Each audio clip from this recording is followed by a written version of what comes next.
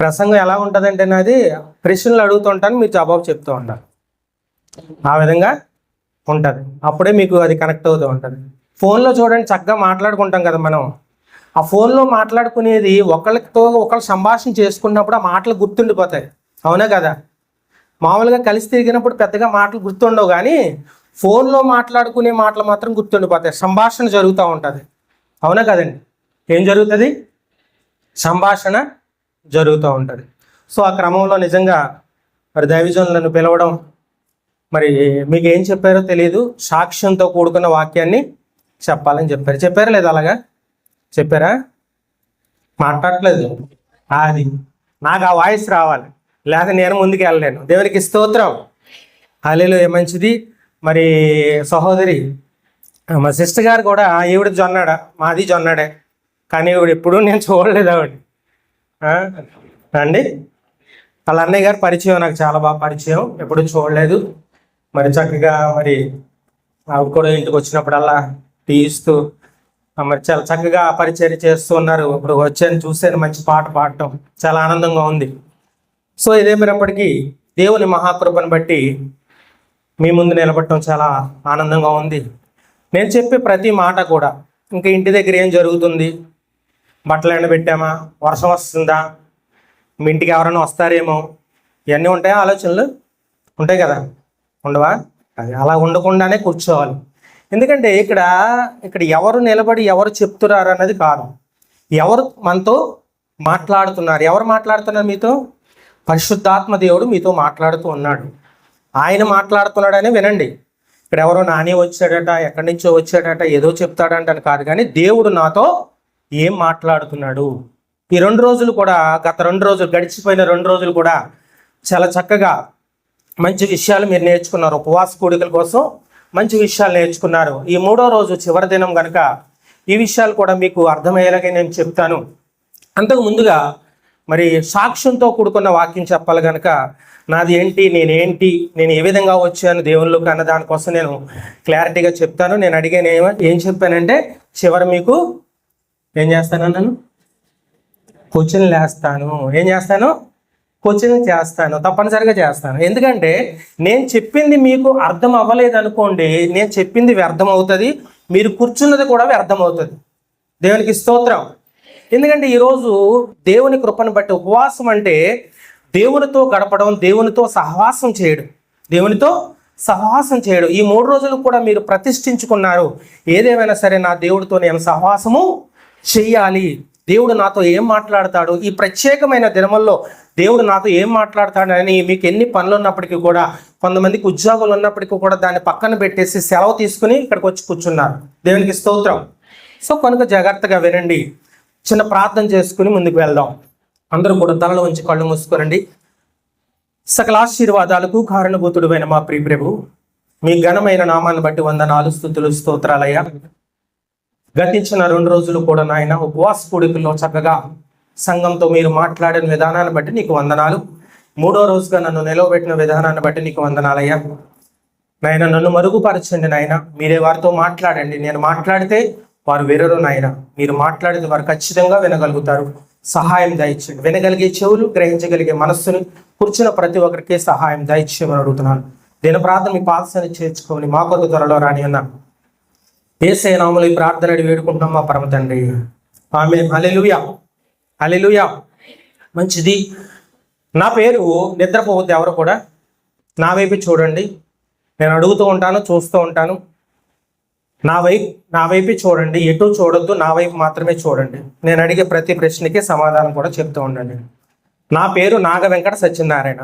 ఏం పేరండి? నాగ వెంకట సత్యనారాయణ.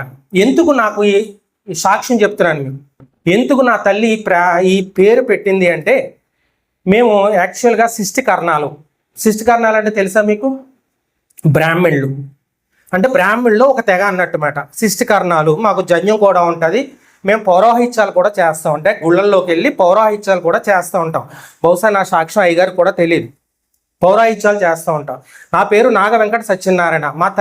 నా తల్లి పేరు సుందరవతి, మా నాన్నగారి పేరు లక్ష్మణరావు గారు. నాకు నా తల్లి ఈ పేరు ఎందుకు పెట్టిందంటే, వెంకటేశ్వర స్వామికి గంగదార ఇస్తారు తెలుసండి ఎప్పుడైనా? గంగధార పట్టారు అంటారు. పెద్దవాళ్ళకి బహుశా తెలిసి ఉండొచ్చు. గంగధార పడితే పిల్లలు పుడతారని ఒక ఆలోచన. గంగధార పడితే పిల్లలు పుడతారు, గంగధార పట్టాలి వెంకటేశ్వర స్వామి కానీ గంగధార పట్టిందంట మా తల్లి. గంగధార పట్టిన తర్వాత ఆమె ఏం చేసిందంటే అన్నవరం సత్యనారాయణ స్వామి గుడికి వెళ్ళిందంట. అదైనా తెలుసా? అన్నవరం సత్యనారాయణ స్వామి గుడికి వెళ్ళింది. గంగధార పట్టేసి, అంటే వెంకటేశ్వర స్వామికి గంగధార పట్టేసి నన్ను భార్యాభర్తలు ఇద్దరు కలిసి అన్నవరం సత్యనారాయణ మూర్తి గుడికి వెళ్ళారు. గుడికి వెళ్ళిన తర్వాతన నేను కడుపులో పడ్డానంట. ఏం చేశానండి? నేను కడుపులో పడ్డానంట. అప్పుడు ఆ బ్రాహ్మణ దగ్గర తీసుకెళ్ళి ఇతని పేరు ఏం పెడితే బాగుంటుందంటే, ఇతనికి నాగదోషం ఉంది. ఏం దోషం ఉందండి? నాగదోషం ఉంది. నాగాని కలవాలి కంపల్సరీ, కలవకపోతే చాలా ఇబ్బంది, ఈ అబ్బాయి చనిపోయే అవకాశాలు ఉన్నాయని మొత్తం మీద నాగదోషం ఉంది కనుక నాగా కలవాలి అని ఒక ఆలోచన పురోహితుడు చెప్పడం వల్ల అప్పుడు మా తల్లిదండ్రులకు ఒక ఆలోచన వచ్చిందంట. ఏమైనా ఆలోచన వచ్చిందంటే, వెంకటేశ్వర స్వామికి గంగధార ఇచ్చాము, వెంకటేశ్వర స్వామి వల్ల ఈ కుర్రోడు పుట్టాడా, లేకపోతే సత్యనారాయణ స్వామి మూర్తికి అన్నవరం వెళ్ళాం అతని ద్వారాగా ఈ కుర్రోడు పుట్టాడా, లేకపోతే నాగేంద్రుడి ద్వారాగా ఈ కుర్రోడు పుట్టాడా, వాళ్ళకి అర్థం కాలేదు. కన్ఫ్యూజ్ అయ్యింది. ఏమైందండి? కన్ఫ్యూజ్ అయింది. ముగ్గురు దేవుళ్ళు కన్ఫ్యూజ్ అయింది. కన్ఫ్యూజ్ అవుతే ఒక అతను అన్నాడంట, ముగ్గురు దేవుళ్ళది కలిపి పెట్టారా బాబు అని చెప్పాడట. అందుకు నాకు పేరేం పెట్టారంటే నాగ, వెంకట, సత్యనారాయణ. అంటే ముగ్గురు దేవుళ్ళు కలిసారు లేదా? కానీ నా తల్లి ఈరోజు ప్రకటిస్తుంది, గర్భఫలము యెహోవా ఇచ్చు బహుమానం అని ప్రకటిస్తుంది. దేవునికి స్తోత్రం. ఎందుకంటే ఆ విధంగా నాకు పేరు పెట్టారు. పేరు పెట్టిన సందర్భంలో ఎదుగుతున్నా ఉన్నాను. మాది అంబాజీపేట గ్రామం అండి.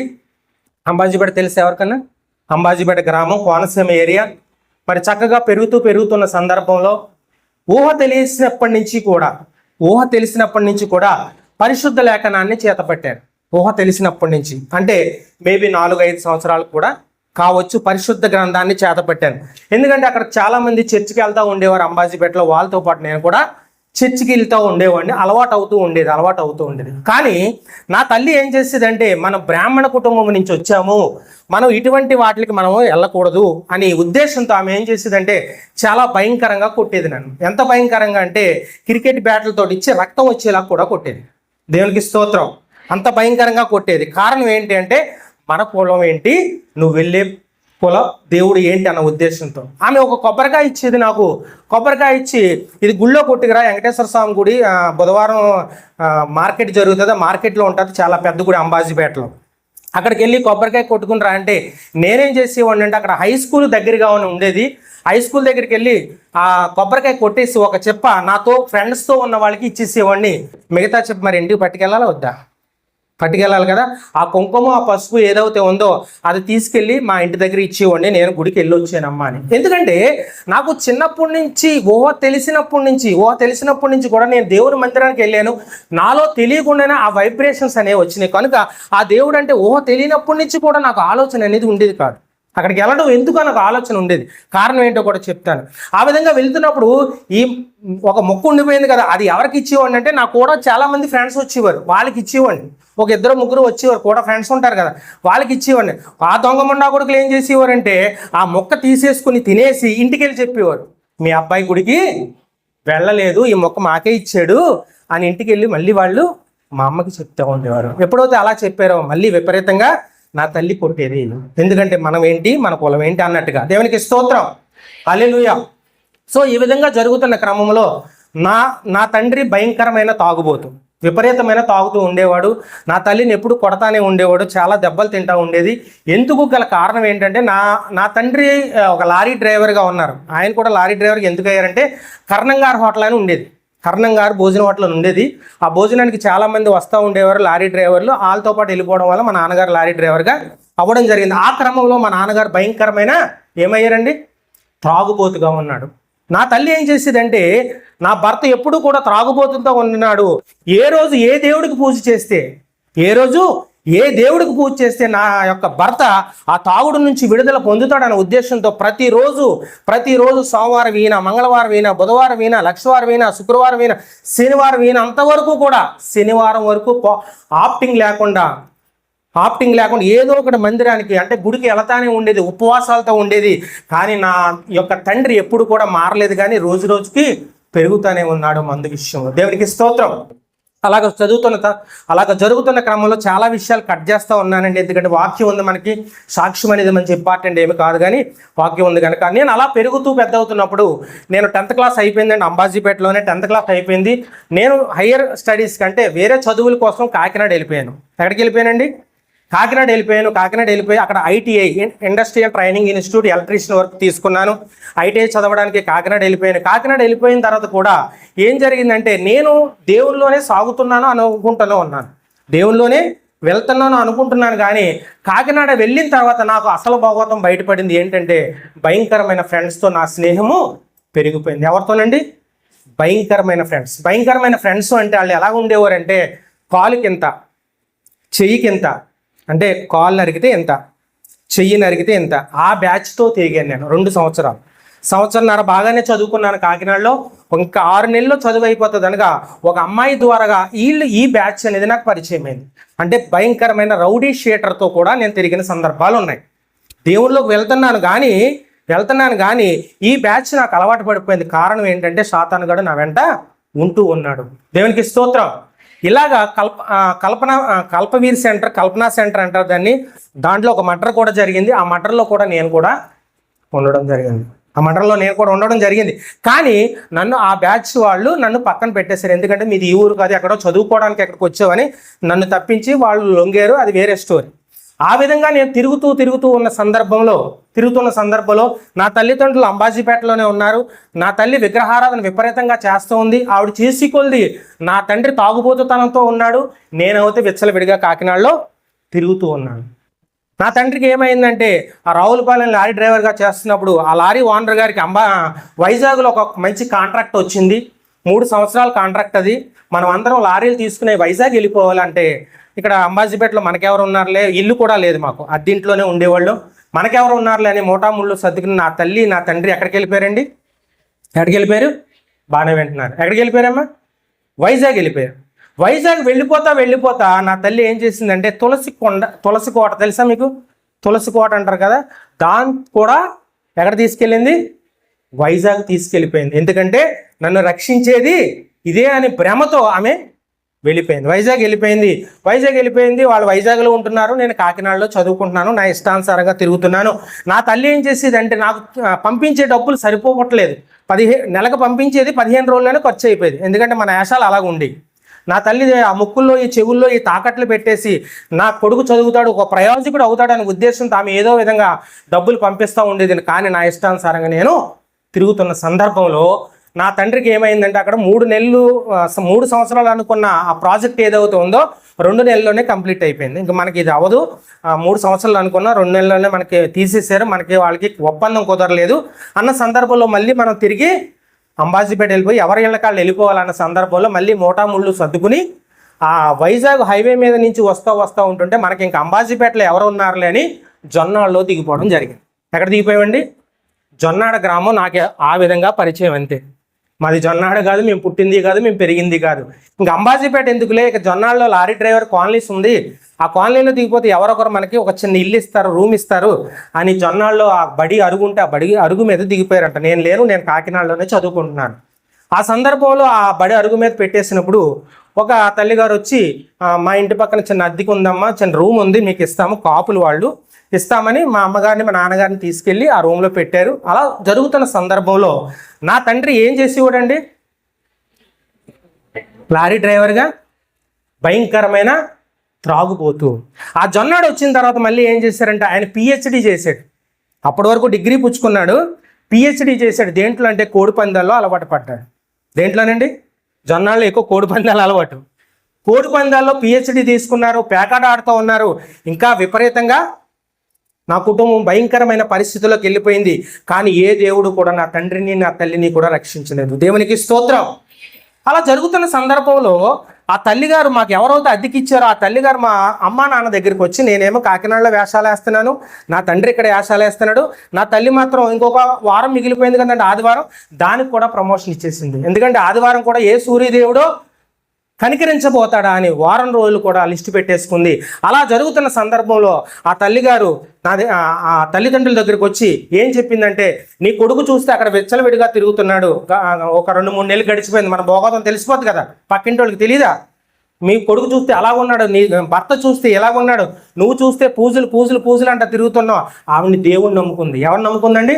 యేసుక్రీస్తు ప్రభువు వారిని నమ్ముకుంది. కాపుల కులం నుంచి వచ్చాడు.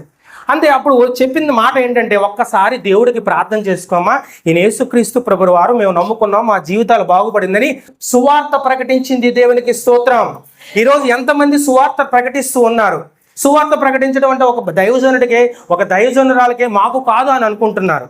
ఎంతమంది సువార్త ప్రకటిస్తున్నారు? సువార్త ప్రకటించడం అంటే ఒక బైబిల్ చదివేయాలి, ఒక పిహెచ్డి చేసేయాలి, దీంట్లో డిప్లొమా పొందేయాలి అని అనుకుంటున్నారు చాలామంది. కానీ నిజంగా ఆ తల్లి ఆ రోజు నా తల్లికి సువార్త ప్రకటించకపోతే నా యేసుక్రీస్తు ప్రభువు వారు నా తల్లిని నా తండ్రిని రక్షించలేడు. దేవునికి స్తోత్రం. ఆమె ప్రకటించింది గనకనే నా తల్లి వెళ్ళి మోకాళ్ళ నుంచి ప్రార్థన చేసింది. ప్రభువా, నువ్వు నిజమైన దేవుడు అంటావు కదా, నా భర్తను మార్చు, నా కొడుకును మార్చని కన్నీటితో ప్రార్థన చేసినప్పుడు నా తల్లితో దేవుడు మాట్లాడినట్టుగా చూస్తున్నావు. దేవునికి స్తోత్రం. అలాగా ప్రార్థన చేస్తున్న క్రమంలో నా తండ్రి ఏం చేశాడంటే, ఆ తాగుబోతు జీవితం నుంచి దూరంగా వెళ్ళిపోయాడు, ఆ పేకాటి జీవితం నుంచి దూరంగా వెళ్ళిపోయాడు, ఆ కోడి పందాల జీవితం నుంచి దూరంగా వెళ్ళిపోయాడు. దేవునికి స్తోత్రం. హల్లెలూయా. మార్చింది ఎవరంటే పరిశుద్ధ లేఖన గ్రంథం మార్చింది. అందుకే నేను ఎక్కడికి వెళ్ళినా నా తండ్రి కోసం, నా తల్లి కోసం ఈ సాక్ష్యం ప్రకటించకుండా, నా దేవుడు నేను ప్రకటించకుండా ఉండలేను. దేవునికి స్తోత్రం. హల్లెలూయా. చనిపోయేంత వరకు నా తండ్రి తాగుడు ముట్టలేదు. ఆ క్రమంలో నేను కాకినాడలో కూడా కుదిరిపడ్డాను, తిరిగి వచ్చేసాను. ఎక్కడికి వచ్చేసానండి? నా చదువు అయిపోయింది. ఎక్కడికి వచ్చేసాను? జొన్నాడు వచ్చేసాను. ఇంక మనకి అక్కడ పనే ఉంది. జొన్నాడు వచ్చేసాను, చదువుకున్నాను, ఐటీఐ అయిపోయింది, చక్కగా మార్కు లిస్ట్ వచ్చింది. ఏ ఏజ్కి వచ్చానండి నేను? మీకు అర్థమైపోవాలి. చదువు అయిపోయింది, ఇంకా ఏ ఏజ్కి వచ్చాను? ఎవరు చెప్పారు? దేవునికి స్తోత్రం. హల్లెలూయా. అంటే ఇన్వాల్వ్ అవుతే అది అర్థమైపోతుంది. ఏమొచ్చిందంటే, నాకు చదువు అయిపోయింది, వీడికి పెళ్లి చేయాలనే ఉద్దేశంతో నా తల్లి నా తండ్రి నేను కూడా బాప్తీసం పొందుకున్నాం. రావులపాలెం ఫిలిప్ గారి చర్చిలోనే బాప్తీసం తీసుకున్నాం. చాలా చక్కగా, చాలా అన్యోన్యంగా, చాలా హ్యాపీగా జరుగుతుంది. నేత్రాశ, శరీరాశ, జీవప డాంబం, ఈ మూడు అలాగే గుర్తుపెట్టుకోండి మైండ్లో. సరే, పెళ్లి చేయాలంటే మరి మా వర్ణంలో ఎవరు కూడా క్రైస్తవులు నమ్ముకున్న వాళ్ళు లేరు. ఎవరు చూసినా పౌరాయిత్యాలు, జన్యాలు, బొట్లు, బోనాలు ఇవే ఉన్నాయి. మొత్తం మీద ఒక అమ్మాయిని చూశారు. అమ్మాయి రాజమండ్రి దగ్గర సీతానగరం అమ్మాయిని చూశారు. అమ్మాయి చాలా కుందనపు బొమ్మలా ఉంది. అప్పుడు ఏం జరిగింది? నాకు ఏం జరిగింది? నేత్రాశ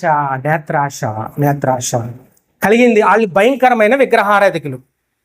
శరీరాశ, వాళ్ళ నాన్నగారు ఏంటంటే, అంటే మా మామగారు ఏంటంటే కాంట్రాక్టర్.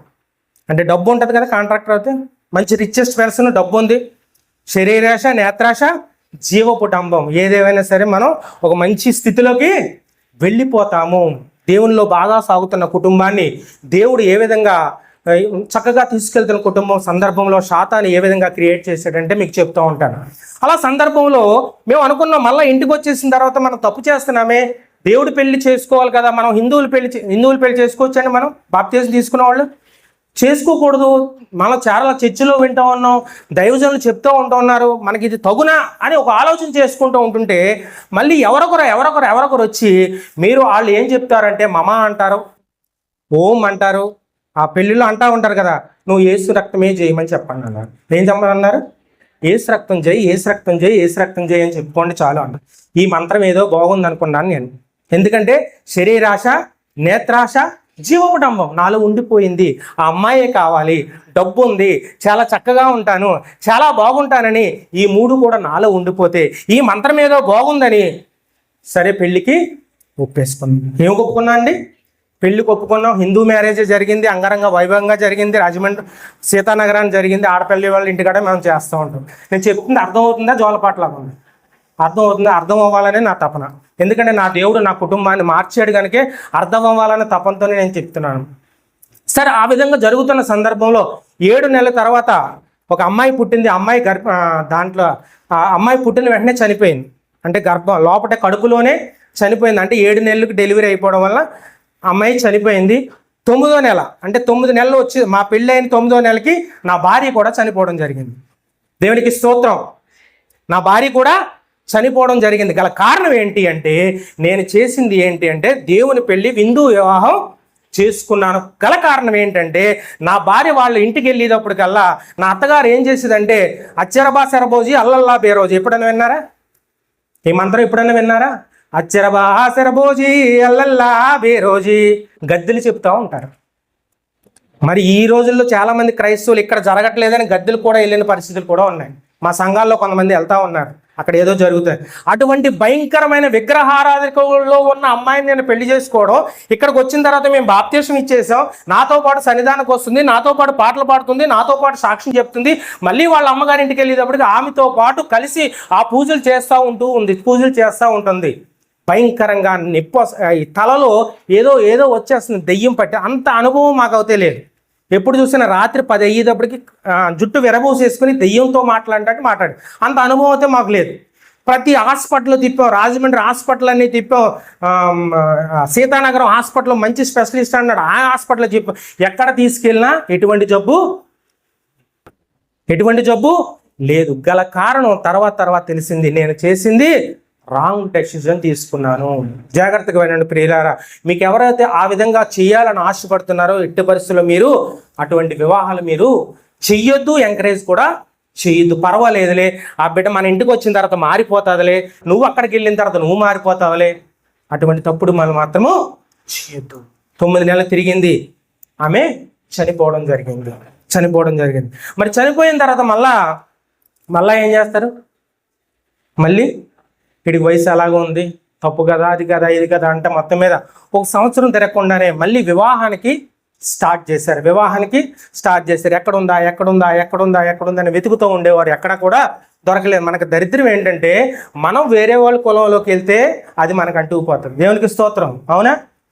ఆడే కావాలి, మనము కులమే ఎంత జరిగినా కూడా, మా పెద్దలు ఏంటి, మా తల్లిదండ్రులు ఎంత జరిగినా కూడా చాలామంది వస్తూ ఉండే, కానీ మన కులం కాదు, మన మతం అదే, వేరే వాళ్ళు వస్తూ ఉన్నప్పుడు కూడా ఇవన్నీ కూడా మెయిన్గా కులం కోసం ఎక్కువగా ఆలోచిస్తూ ఉండేవారు. మీరు వేరే విధంగా అనుకోవద్దు. ఎక్కువగా ఎస్సీ కమ్యూనిటీ నుంచి వస్తూ ఉండేవారు, వేరే విధంగా అనుకోవద్దు. అవి మన కులం కాదు. మనకు అలా తిరుగుతున్న సందర్భంలో మా దాంట్లోనే బాగా లేనటువంటి వారు అంటే వీడు నాకు ఏ వివాహం అండి? రెండో వివాహం. మరి మొదటి మా భార్య దొరకాలంటే ఇబ్బందే కదా. మొత్తం మీద దొరుకుతూ ఎక్కడో ఒక అమ్మాయి దొరికింది, వివాహం చేసుకున్న, పరిశుద్ధ వివాహమే చేసుకున్న. ఆ పరిశుద్ధ వివాహం చేసుకోవడం వల్ల నా కుటుంబం చాలా హ్యాపీగా ఉంది. ఈరోజు ఎంతమంది ఆడపిల్లని చెప్పాను? 2 ఆడపిల్లలు. ఒక అమ్మాయి ఆల్రెడీ డిగ్రీ కంప్లీట్ చేసింది, ఇక్కడే గైడ్ కాలేజీలో డిగ్రీ కంప్లీట్ చేసింది. ఇప్పుడు ఆర్ఎంపీ డాక్టర్గా, జొన్నాళ్ళలో ఆర్ఎంపీ డాక్టర్గా మంచి మరి అందరికీ కూడా సేవలు చేస్తూ మంచి ఇన్కమ్ తీసుకుంటూ చాలా అద్భుతంగా అమ్మాయి ఉండడం అనేది జరిగింది. మంచి పాటలు పాడుతుంది, వాక్య పరిచయం చేస్తుంది, చాలా చక్కగా ఉంటుంది. ఇక రెండో అమ్మాయి చూసుకుంటే బీకామ్ కంప్లీట్ అయింది, ఎన్సీసీలో C సర్టిఫికేట్ రావడం జరిగింది. అంటే ఆల్మోస్ట్ ఒక ఎస్ఐకి మేము ట్రై చేస్తున్నాం, ఆల్రెడీ ఫారెస్ట్ డిపార్ట్మెంట్లో ట్రయల్స్లో ఉన్నాం. ఈ విధంగా 2 అమ్మాయిలు కూడా ఉన్నారు. నా కుటుంబం చాలా హ్యాపీగా ఉంది, చాలా చక్కగా ఉంది. ఈ సాక్ష్యం చెప్పిన క్రమంలో చాలా పాయింట్స్ తీసేసాను, ఎందుకంటే టైము సరిపోదు కనుక. సో ఎప్పుడైతే పరిశుద్ధ వివాహం చేసుకున్నానో అప్పుడు అంటూ ఉండేవారంట, ఏమనంటే వీడికి ఎలాగ పెళ్లి జరుగుతుంది, వాళ్ళు ఉంటారు కదా, బ్యాచ్ ఉంటారు కదా, ఎలాగ పెళ్లి జరుగుతుంది, ఎలాగ పిల్లలు పుడతారు, వీడు ఏసీ యాసాలకి నా కూతురు చనిపోయింది, మరి కాకినాడలో గత యాసాలు వేసాం కదా, అందుకే చనిపోయింది అని చాలా రెవల్యూషన్గా ఉండేవారు. ఏదేమైనప్పటికీ దేవుడు మంచి కృపను చేస్తాడు. ఎందుకంటే నేను దేవుని పట్టుకుని ఉన్న తప్పు తెలుసుకున్నాను. ఇది నేత్రాశ, జీవబడంబము, శరీరాశ అని తెలుసుకున్న తర్వాత కన్నీళ్లు కార్చి ప్రార్థన చేయడం వల్ల నా కుటుంబం బాగుపడింది. దేవునికి స్తోత్రం, హల్లెలూయా. ఆ విధంగా నా కుటుంబం కట్టబడుతూ ఉంది. నేను ప్రస్తుతానికి మరి సేవ చేసుకుంటూ మరి వెస్టేజ్లో ఒక మంచి ర్యాంక్లో ఉండడం జరిగింది. ఆ క్రమంలోనే దైవజనులు నాకు పరిచయం అవడం జరిగింది.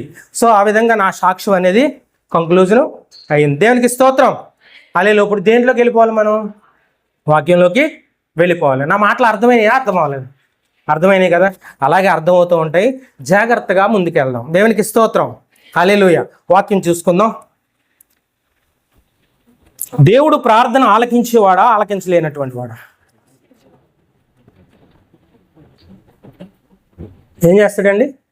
ఆలకిస్తాడా? చెప్పాలి, మాట్లాడాలి నాతో. దేవుడు ప్రార్థన ఆలకించేవాడే. సామెతల గ్రంథము 1వ అధ్యాయము 28వ వచనం.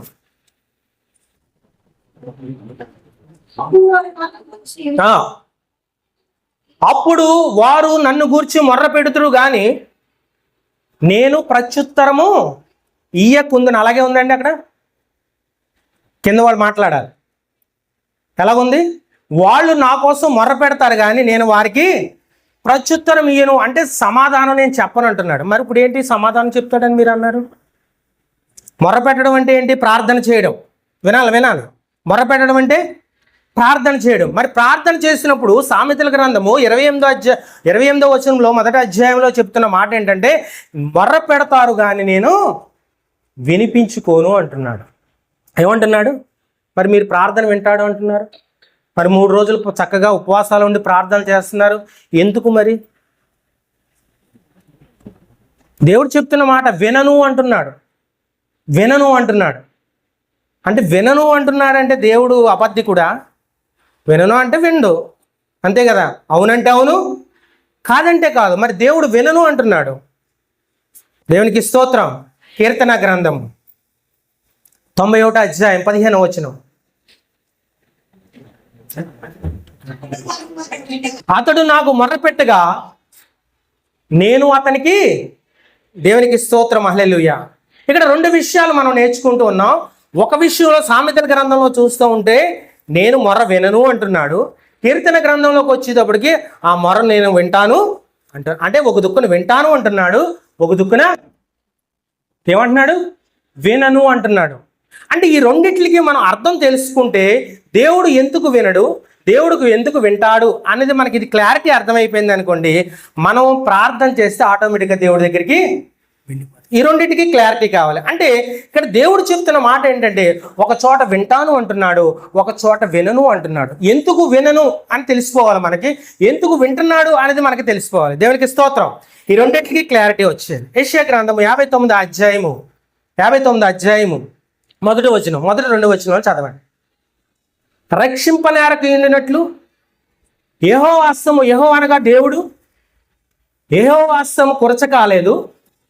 విననేరకు ఎండినట్లు నా చెవులు మందము కాలేదు. కింద చదవండి. మీ దోషములు మీకును మీ దేవునికి అడ్డముగా ఏమొచ్చాయండి? అడ్డముగా వచ్చాయి. ఏమొచ్చాయి అడ్డంగా? దోషాలు వచ్చాయి. ఇక్కడ దేవుడు చెప్తున్న మాట ఏంటంటే వింటాను అంటున్నాడు. అక్కడ చెబుతున్న మాట ఏంటంటే రక్షింపనేరకు ఎండినట్లు నా హస్తము కొరచకాలి. దేవుడు హస్తం ఏమైనా కొరచ అండి? మరి మన జీవితాల్లో ఎందుకు మరి అద్భుతాలు జరగడం లేదు? ఎందుకు జరగడం లేదు? ఆయన హస్తం ఏమీ కొరచ కాదు. మనకు ఇప్పుడు నా చేయి చాపాను, మీకు ఏమైనా తగులుతుందా?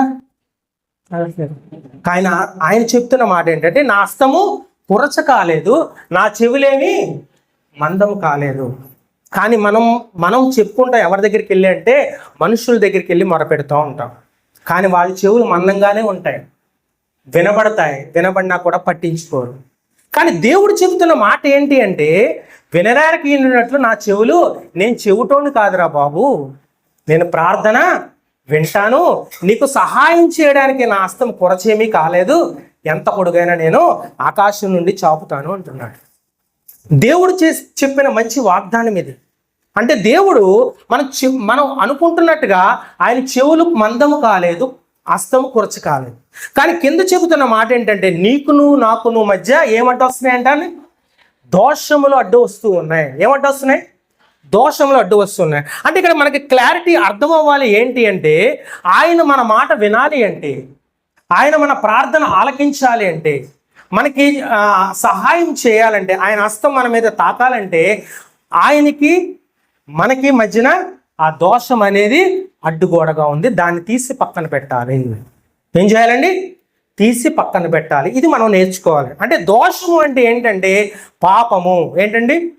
పాపం. అయ్యగారు మీరు ఎక్కడో జొన్నాడి నుంచి వచ్చారు, మేము ఎవరో కూడా పాపం అంటే చాలామంది అనుకుంటూ ఉంటారు వ్యభిచారం చేయడం పాపం, అవునా కదా, దొంగతనం చేయడం పాపం, అవునా కదా, ఇలాంటి ఎక్కువగా ఆలోచన చేస్తూ ఉంటారు. గలతీలో రాసిన పత్రిక 5వ అధ్యాయము 19వ వచనంలో మంచి మాటలు ఉంటాయి. ఆ శరీర కార్యములు ఏమనగా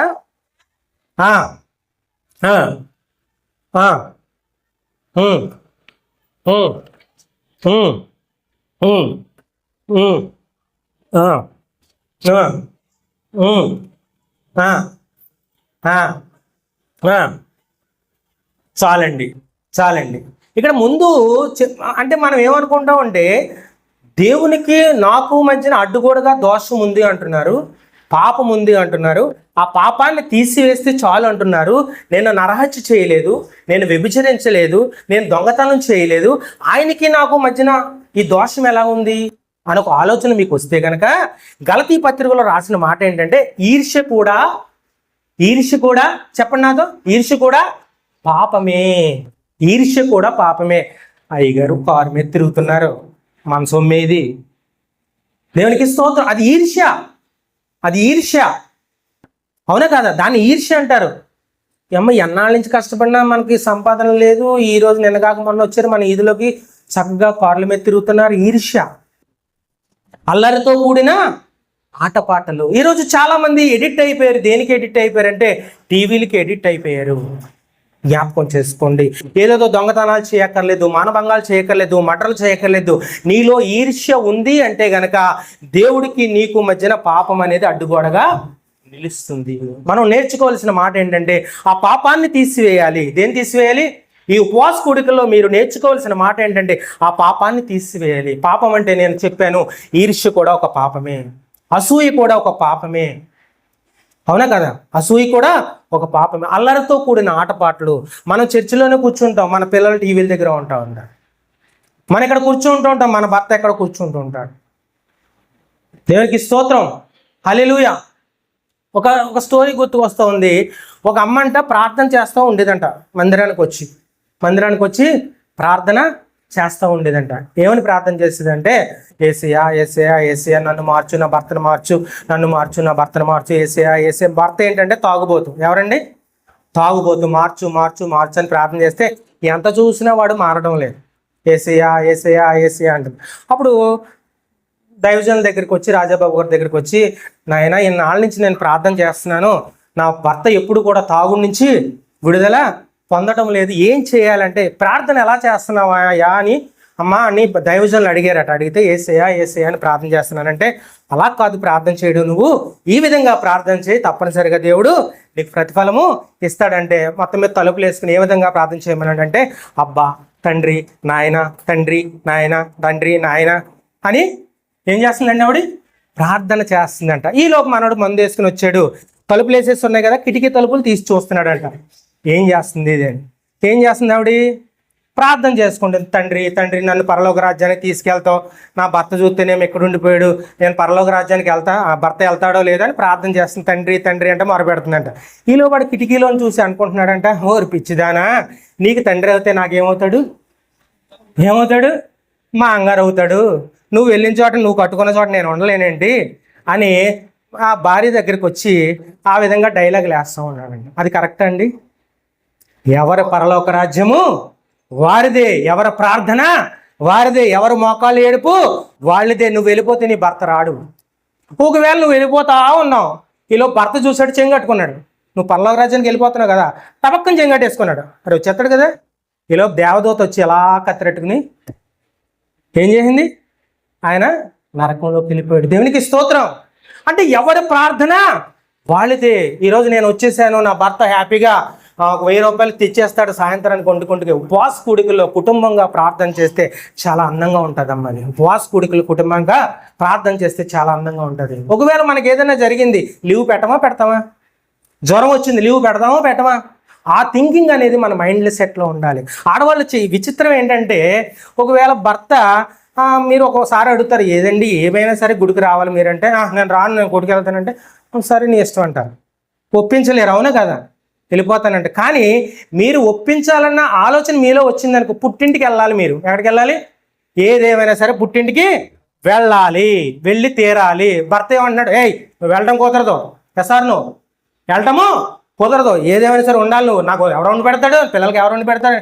ఒక 2-3 రోజులు చూస్తుంది, ఒప్పించరా?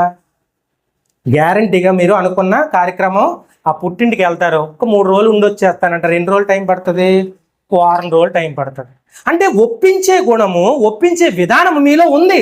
ఆ సత్తా మీలో ఉంది. మరి ఎందుకు మీ భర్తను ఒప్పించి మరి సన్నిధానం తీసుకురాలేకపోతున్నారో ఒకసారి ఆలోచన చెయ్యండి.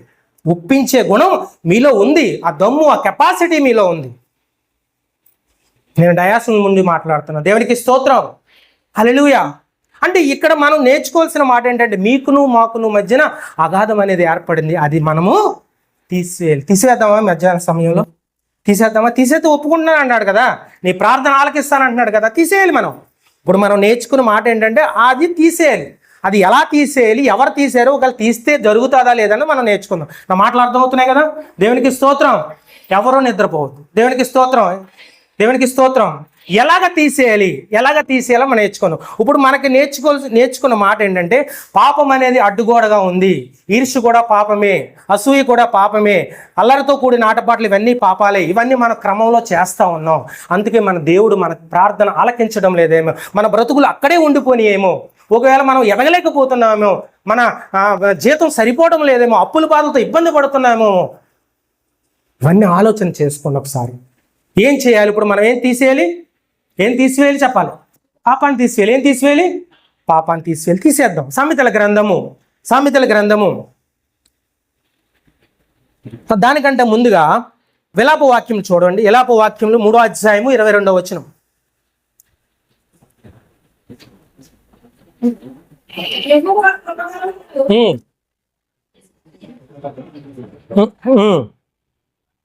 యెహోవా కృపగలవాడు, ఆయన వాత్సల్యత ఎడతెగక నిలిచినది గనక మనము నిర్మూలము కాకున్న వారము. దేవునికి స్తోత్రం. చాలండి అన్నమాట. అంటే యెహోవా అంటే దేవుడు, మనము నిర్మూలము కాకుండా ఉన్నాము. ఇప్పుడు బ్రతుకున్నామా, చనిపోయామా? అందుకే ఆయన కృపగలవాడు. మళ్ళీ చదవండి మాట, చాలా బాగుంటుంది. మళ్ళీ ఫస్ట్ యెహోవా ఎడతెగక నిలిచినది కనుక మనం చనిపోలేదు. కరోనా చాలా మందికి వచ్చింది. ఏమైపోయారు వాళ్ళందరూ? కరోనా వచ్చింది, అవునా? తెలుసా మీకు? గుర్తుందా కరోనా? మళ్ళీ ఇలియానా వస్తుంది. ఎవరు వస్తున్నారు? మీకు అర్థం అవ్వలేదా? కరోనా అంటే ఒక యాక్టరు, ఇలియానా కూడా ఒక యాక్టరు. కానీ ఎన్ని వచ్చినా కూడా మనం నిలబడ్డామంటే ఆయన కృప మన మీద ఉంది. ఎడతెగకు ఉంది అంటున్నాడు. దేవునికి స్తోత్రం. మనం ఎన్ని తప్పులు చేసినా, ఎన్ని ఇబ్బందులు పెట్టినా, దేవుణ్ణి ఎన్ని గాయములు రేపినా కూడా మనము నిర్మూలము కాకుండా ఉన్నాము అంటే కనుక ఎడతెగక ఆ ప్రేమ మన మీద ఉంది. మరి మన మీద ప్రేమ ఉంది కదా అని మనం చేసి ఆశలు వేస్తూ ఉంటే మరోలాగా అనుకోవద్దు. ఈర్ష్య చెప్పాను కదా, ఈర్ష్య, అసూయము, అల్లరితో కూడిన ఆటపాటలు. ఆవిడకి టీవీ కరెక్ట్గా 7 గంటలకు సీరియల్ వస్తుంది. ఏంటది? చెప్పట్లేదు, చూస్తారు మీరు. అయిపోయింది అనుకోండి.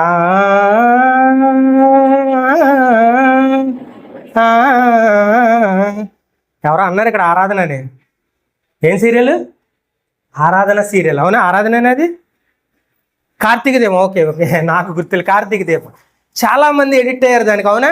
కార్తీక దీపానికి చాలామంది, మీరు అవ్వలేదేమో, మా సంఘంలో మాత్రం ఎడిట్ అయ్యారు. కరెక్ట్, మీరు ఎడిట్ అయ్యారా? దేవునికి స్తోత్రం, హల్లెలూయా. కరెక్ట్గా 7 గంటలకు రమ్మంటే స్కిప్ చేసేవారు. ఎందుకు తీరా చూస్తుంటే ఆ కార్తీక దీపం సీరియల్, దిక్మల్ సీరియల్. దేవునికి స్తోత్రం. అంటే ఇది ఏమిటి అంటే అల్లరితో కూడిన ఆటపాటలు. మనం ఏవేవో చేయక్కర్లేదు, అల్లరితో కూడిన ఆటపాటలు. ఇవి మనం స్కిప్ చేసుకోవాలి. ఆవిడకి కరెంటు పోయింది ఆ రోజు, కరెక్ట్గా 7 గంటలకు కరెంటు పోయింది. కరెంటు పోతే ఆ సీరియల్ మిస్ అయిపోయింది. వదినా నిన్న ఏం జరిగింది? మరి రేపు చూడాలి కదా కంటిన్యూషను. ఇంకేవిడికి ఎక్కడ కూడా టెన్షన్ ఆగట్లేదు. ఏం జరిగింది? హైదరాబాద్లో ఉన్న, రాజమండ్రిలో కరెంటు పోయింది, హైదరాబాద్లో ఉన్న వదిన గారికి ఫోన్. ఎందుకంటే రేపు కంటిన్యూషన్ చేయాలంటే ఆ విషయం తెలుసుకోవాలి. ఎసార్నో ఆ విషయం తెలుసుకోవాలి. ఆ విధంగా అల్లరితో కూడిన ఆటపాటలు. సో మనం ఈరోజు నిర్మూలన కాకుండా ఉన్నాము అంటే అది దేవుని కృప. ఎలాగ ఉంటుందంటే దేవుని కృప ఎడతెగక ఉంటుంది. ఎలా ఉంటుందండి? ఎడతెగక ఉంటుంది. మనం వెన్నంటే ఉంటుంది, మనతోనే ఉంటుంది. నువ్వు ఇక్కడ వెళ్తున్నావు అంటే నీతో పాటు పరిశుద్ధాత్మ దేవుడు నీతో వస్తూ ఉన్నాడు. నువ్వు ఏదైనా ఎక్కడికన్నా వెళుతూ ఉన్నాడంటే పరిశుద్ధాత్మ దేవుడు నీతో వస్తూ ఉన్నాడు. పరిశుద్ధాత్మ ప్రేరణ నీలో ఉంటూ ఉంది. ఎందుకంటే నువ్వు బాప్తిసం తీసుకున్నావు కనుక పరిశుద్ధాత్మ దేవుడు నీ దగ్గరే ఉంటూ ఉన్నాడు. దేవునికి స్తోత్రం. నువ్వేదైనా తప్పు చేస్తే పక్కకు వచ్చేసి ఏడుస్తూ ఉంటాడు. నా తల్లి తప్పు చేస్తుంది, నా బిడ్డ తప్పు చేస్తుంది, అయ్యో అని పరిశుద్ధాత్మ దేవుడు కన్నీరు కారుస్తూ ఉంటాడు. నువ్వు మళ్ళీ మామూలు మనిషి అయిపోయి ఉంటే మళ్ళీ పరిశుద్ధాత్మ దేవుడు నీ దగ్గరికి వస్తూ ఉంటాడు. నువ్వు పరిశుద్ధాత్మ దేవుని దుఃఖపరచకూడదు. దేవునికి స్తోత్రం, హల్లెలూయా. అంటే ఎడతెగక ఉంటుంది. ఈ ఎడతెగక ఉండాలి అంటే కనుక బాగుందిలే, బాగానే చేస్తున్నాలే, మనం బాగానే సీరియల్ చూస్తున్నాలే, బాగానే గడిచిపోతుంది అంటే ఏదో రోజును మొత్తడానికి దేవుడు సిద్ధముగా ఉంటూ ఉన్నాడు. దేవుని రెండు వైపులా కూడా చూడాలి. కరుణామయుడు, దయామయుడు, జాలిగల దేవుడు. ఈయన మనం నేర్చుకునే స్టేటస్లు కూడా ఎక్కువ అయ్యే వస్తాయి, రివర్స్ పెడతా ఉండాలి. దేవునికి స్తోత్రం. ఆయన ఎంత దయామయుడు, ఎంత కరుణామయుడు, ఎలా మొత్తాలో అలా మొత్తుతాడు. దేవునికి స్తోత్రం. ఈ మధ్యాహ్న కాల సమయంలో మనం నేర్చుకోవాల్సిన మాట ఏంటంటే, ఏం తీసేయాలి? మనం పాపాన్ని తీసివేయాలి. ఎడతెగక ఉంటుంది, బాగుందిలే అని అనుకోవద్దు. ఆ పాపాన్ని తీసివేస్తే నీ బ్రతుకులో ఇంకా ఎక్కువ ఆశీర్వాదాలు ఇస్తూ ఉంటాడు. దేవునికి స్తోత్రం. హల్లెలూయా. సామెతల గ్రంథంలోకి వచ్చేద్దాం. సామెతల గ్రంథము 28వ అధ్యాయము 13వ వచనం.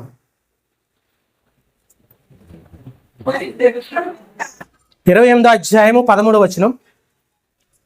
అతిక్రమములను దాచిపెట్టువాడు వర్ధిల్లడు, దాన్ని ఒప్పుకోవాలి, దాన్ని విడిచిపెట్టువాడు ఏం పొందుతాడండి?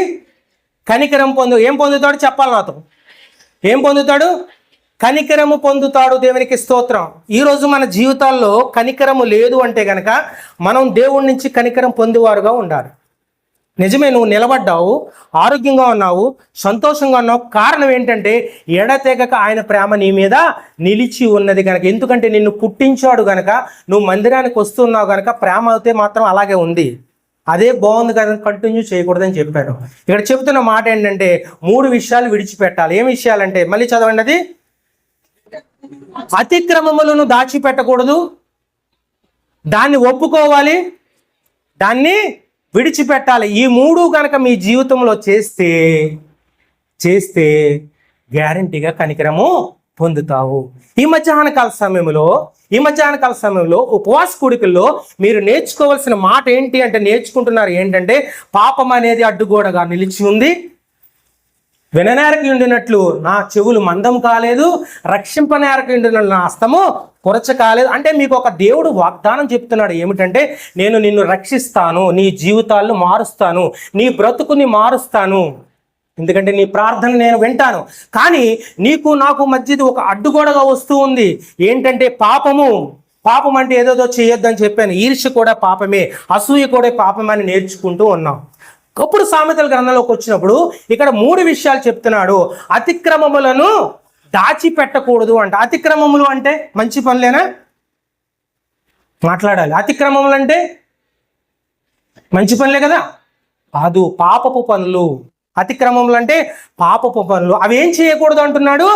దాచిపెట్టకూడదు అంటున్నాడు. నిజమే, చక్కగా మందిరానికి వస్తాం, సమయానికి అయ్యగారు టైం చెప్తారు, ఆ టైంకి వచ్చి మందిరానికి వచ్చి మోకాళ్ళ నుంచి ప్రార్థన చేస్తాం. ఏ అతిక్రమములు కూడా పెడతామండి? పెట్టం. చక్కగా ప్రార్థన చేస్తాం. ప్రభువా, ఈ వారం అంతా నేను అలా చేశాను, ఇలా చేశాను. ఇక్కడ మనుషులు చెప్పుకోవట్లేదు, దేవుడు చెప్పుకున్నాం. దాచిపెట్టడం లేదు. రెండోది ఏం చేస్తున్నాం? అతిక్రమములు దాచిపెట్టకూడదు. రెండోది దాన్ని ఒప్పుకోవాలి. మందిరానికి వచ్చి ఏం చేస్తున్నావు? దాచిపెట్టకుండా దాన్ని ఒప్పుకుంటున్నావు. దేవునికి స్తోత్రం. ఒప్పుకుంటున్నారా లేదా? మాట్లాడాలి. కొంతమంది బుర్రలు ఒప్పుకోవట్లేదా? ఒప్పుకుంటున్నారు. దేవునికి స్తోత్రం. 3వ మాట చాలా ఇబ్బందికరమైన మాట, చదవండి. ఒప్పుకుని ఏం చేయాలంట? అబ్బబ్బబ్బబ్బ, చాలా ఇబ్బందికరమైన మాట. దేవునికి స్తోత్రం.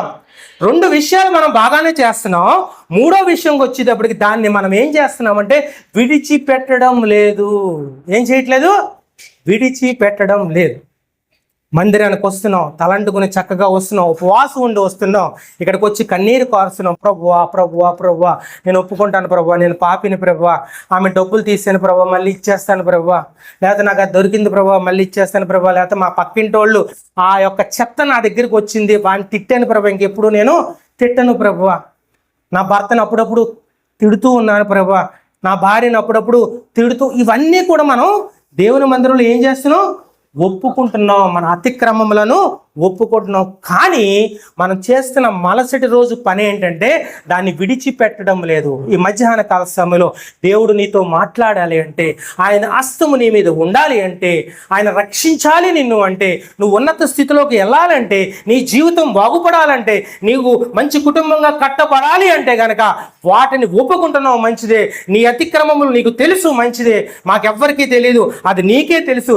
నా పాపం ఎల్లప్పుడూ నా ఎదుటనే ఎవరు చెప్తున్నారన్నమాట? ఎవరు చెప్తూ ఉన్నారు? నువ్వు కూడా చెప్తూ ఉన్నావు. నీ పాపం ఏంటో నీకు తెలుసు, నా పాపం ఏంటో నాకు తెలుసు. మనకు తెలుస్తుంది కదా, టీవీ ఇది చేశాను, అది చేశాను, ఇది చేశాను తెలుస్తుంది. కానీ ఏం చేస్తున్నామంటే దాన్ని ఒప్పుకొని విడిచిపెట్టేవారుగా మనం.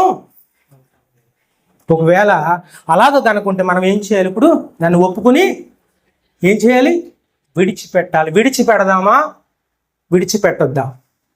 ఏం చేయాలి? విడిచిపెట్టాలి. విడిచిపెడితేనే మీ జీవితాల్లో అద్భుతాలు జరుగుతాయి. ఎందుకంటే ఆయన వాగ్దానం ఇస్తూ ఉన్నాడు, నేను తప్పనిసరిగా నిన్ను బాగు చేస్తాను అంటున్నాడు.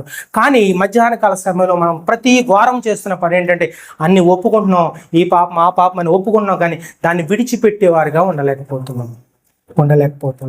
అది విడిచిపెట్టాలి. నీకు ఎన్ని సమస్యలు వచ్చినాయి, నీకు ఈరోజు భోజనం లేదు ఇంట్లో, నీ భర్త ఆకలితో ఉన్నాడు, నీ పిల్లలు ఆకలితో ఉన్నారు, నువ్వు ఆకలితో ఉన్నావు, నువ్వు అలా రోడ్డు మీద నడుచుకుంటూ వెళ్తూ ఉన్నావు, ఒక 10,000 నీకు దొరికింది, 10,000 నీకు దొరికింది, ఏం చేస్తావు?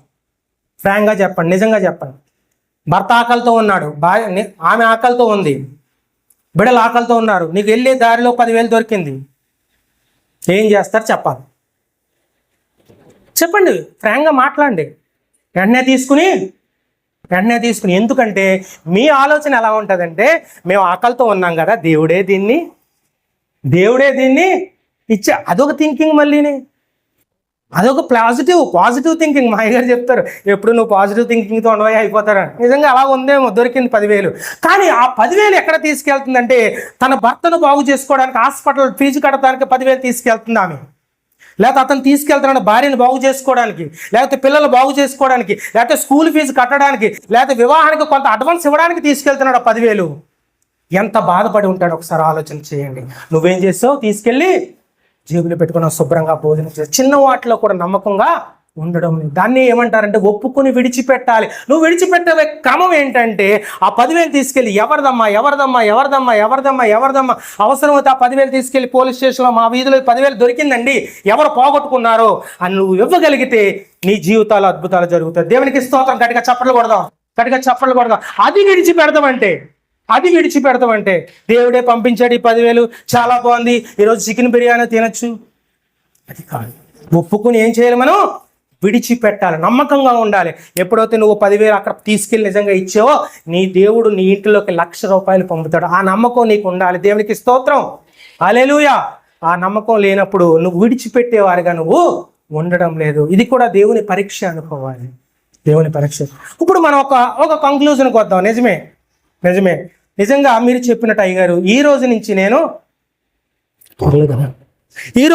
నేను మీరు చెప్పినట్టుగా ఇవన్నీ కూడా ఒప్పుకుంటాను, నా అతిక్రమములను ఒప్పుకుంటాను, విడిచిపెడతాను. ఒకవేళ విడిచిపెడితే నాకు ఏదన్నా లాభం ఉందా? మరి అది కూడా ఆలోచించాలి కదా. మరి మనుషులం కదా, ఒప్పుకుంటాం, నిజమే మీరు అన్నట్టు విడిచిపెడదాం. ఇలాగే ఎవరన్నా విడిచిపెట్టి ప్రార్థన చేసిన వాళ్ళు ఉన్నారా? ఎక్కడ నెతుక్కోవాలి మనం? సమాజంలోనా? ఎక్కడ నెతుక్కోవాలి? ఎక్కడ? పరిశుద్ధ లేఖనాల్లో నెతుక్కోవాలి. ఎవరైనా నిజంగా మనకంటే భయంకరమైన పాపం చేసిన వాళ్ళు ఉన్నారు. నేను ఇందాక ఏం చేశాను? పాపం అంటే ఏం చెప్పాను? ఈర్ష్య, అసూయ, అల్లరితో కూడిన ఆటపాటలు, ఇవే మనం పాపం అనుకుంటున్నాం. కానీ దీనికంటే భయంకరమైన పాపములు చేసి దేవుడి దగ్గర ఒప్పుకున్న బిడ్డలు ఉన్నారు, వాళ్ళు మేలు పొందిన బిడ్డలు ఉన్నారు. మనకి ఇప్పుడు ఆ లిస్ట్ కావాలి. ఆ లిస్టు దొరికేసింది అనుకోండి మనకి, మనం కూడా ఒప్పుకుందాం. లేకపోతే ఒప్పుకోవద్దు. ఎందుకు ఒప్పుకోవాలి? ఇంత కష్టపడి ఆ 10,000 దొరికితే మన ఇంటికి తీసుకెళ్ళిపోదాం, అవునా కదా? ఒప్పుకోకూడదు. కానీ ఒప్పుకుని బాగుపడిన వాళ్ళు ఉన్నారు అంటే కనుక మనం కూడా విడిచిపెట్టేవారుగా ఉండాలి. దేవునికి స్తోత్రం, హల్లెలూయా. న్యాయాధిపతుల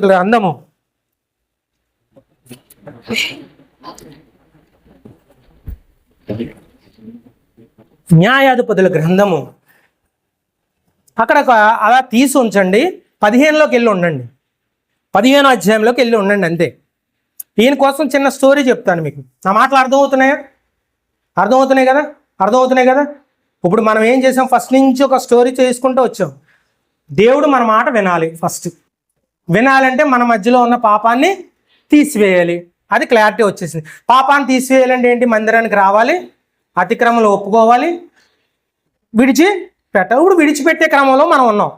అవునా కదా? విడిచిపెట్టాలంటే ఏం చేయాలన్న దానికోసం మనం నేర్చుకుంటాం. ఇక్కడ న్యాయాధిపతి గ్రంథంలోకి వచ్చేటప్పటికి మీకు ఇక్కడ ఒక వ్యక్తి కనిపిస్తాడు. ఆయన పేరే సంసోను గారు. ఎవరండి? సంసోను, శాంసన్ అంటారు ఇంగ్లీష్లో. సంసోను గారు ఆయన తల్లి గర్భంలో ఉన్నదప్పుడే ఆ దూతలు చెప్తూ ఉంటాయంట, ఈయన తల మీద ఏమేయకూడదు, మంగళ కత్తెర క్షవరం అనేది చేయించుకోకూడదు, నువ్వు మద్యమును పుచ్చుకోకూడదు, చాలా నిష్ఠగా ఉండాలని దేవదూతలు తల్లితో చెబుతూ ఉంటాయి. అలాగే పెరిగాడు, పిల్లవాడు పెద్దవాడైన తర్వాత భార్యను చేసుకోవాలని ఆశపడ్డాడు. తీరా తీసుకెళ్ళి ఎవరికో ఫ్రెండ్కి ఇచ్చేసాడు, మాంగారు తీసుకెళ్ళి. ఈలోపు ఇతను కోపం వచ్చింది. ఎక్కడికి వెళ్ళిపోయాడు అంటే ఎక్కడికి వెళ్ళిపోయాడు దెలీలాతో వేశ్య సాంగత్యం చేశాడు. మీకు సింపుల్గా అర్థమైపోయేలా చెప్తున్నాను. ఎవరు సాంగత్యం చేశాడు? వేశ్య సాంగత్యం చేశాడు. ఇతడు ఎవరు అంటే సంసోను గారు నాజీరు చేయబడిన వ్యక్తి. ఎవరండి? దేవుడితో మమేకమైన వ్యక్తి, ఒక యుద్ధవీరుడు. ఫిలిస్తీన్లు సంసోను గారు మాట చెప్తే ఇది వెళ్ళిపోతూ ఉండేది. అంటే ఇజ్రాయేల్ ప్రజలను రక్షించడానికి దేవుడు ఏర్పాటు చేసుకున్న బిడ్డ. దేవునికి స్తోత్రం. అటువంటి బిడ్డ ఏం చేశాడంటే 15:15 రాసింది, చదవండి. అతడు గాడిద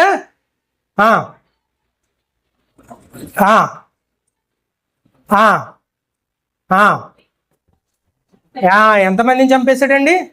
1000 మందిని. దేంతో చంపాడు? కత్తితో చంపాడా? గనతో చంపాడా? గాడిద ఎముకతో తీసుకుని 1000 మందిని చంపేశాడట. అటువంటి బలాఢ్యుడు సింహాన్ని చీల్చి, మేకపిల్లని ఎలా చీల్చేస్తారు అలాగ సింహాన్ని కూడా. అంత బలం ఎవరికి ఉంది? సంసోను గారికి ఉంది. ఈ సంసోను గారు ఎక్కడికి వెళ్ళిపోయాడంటే వేశ్య సాంగత్యం, దెలీలాతో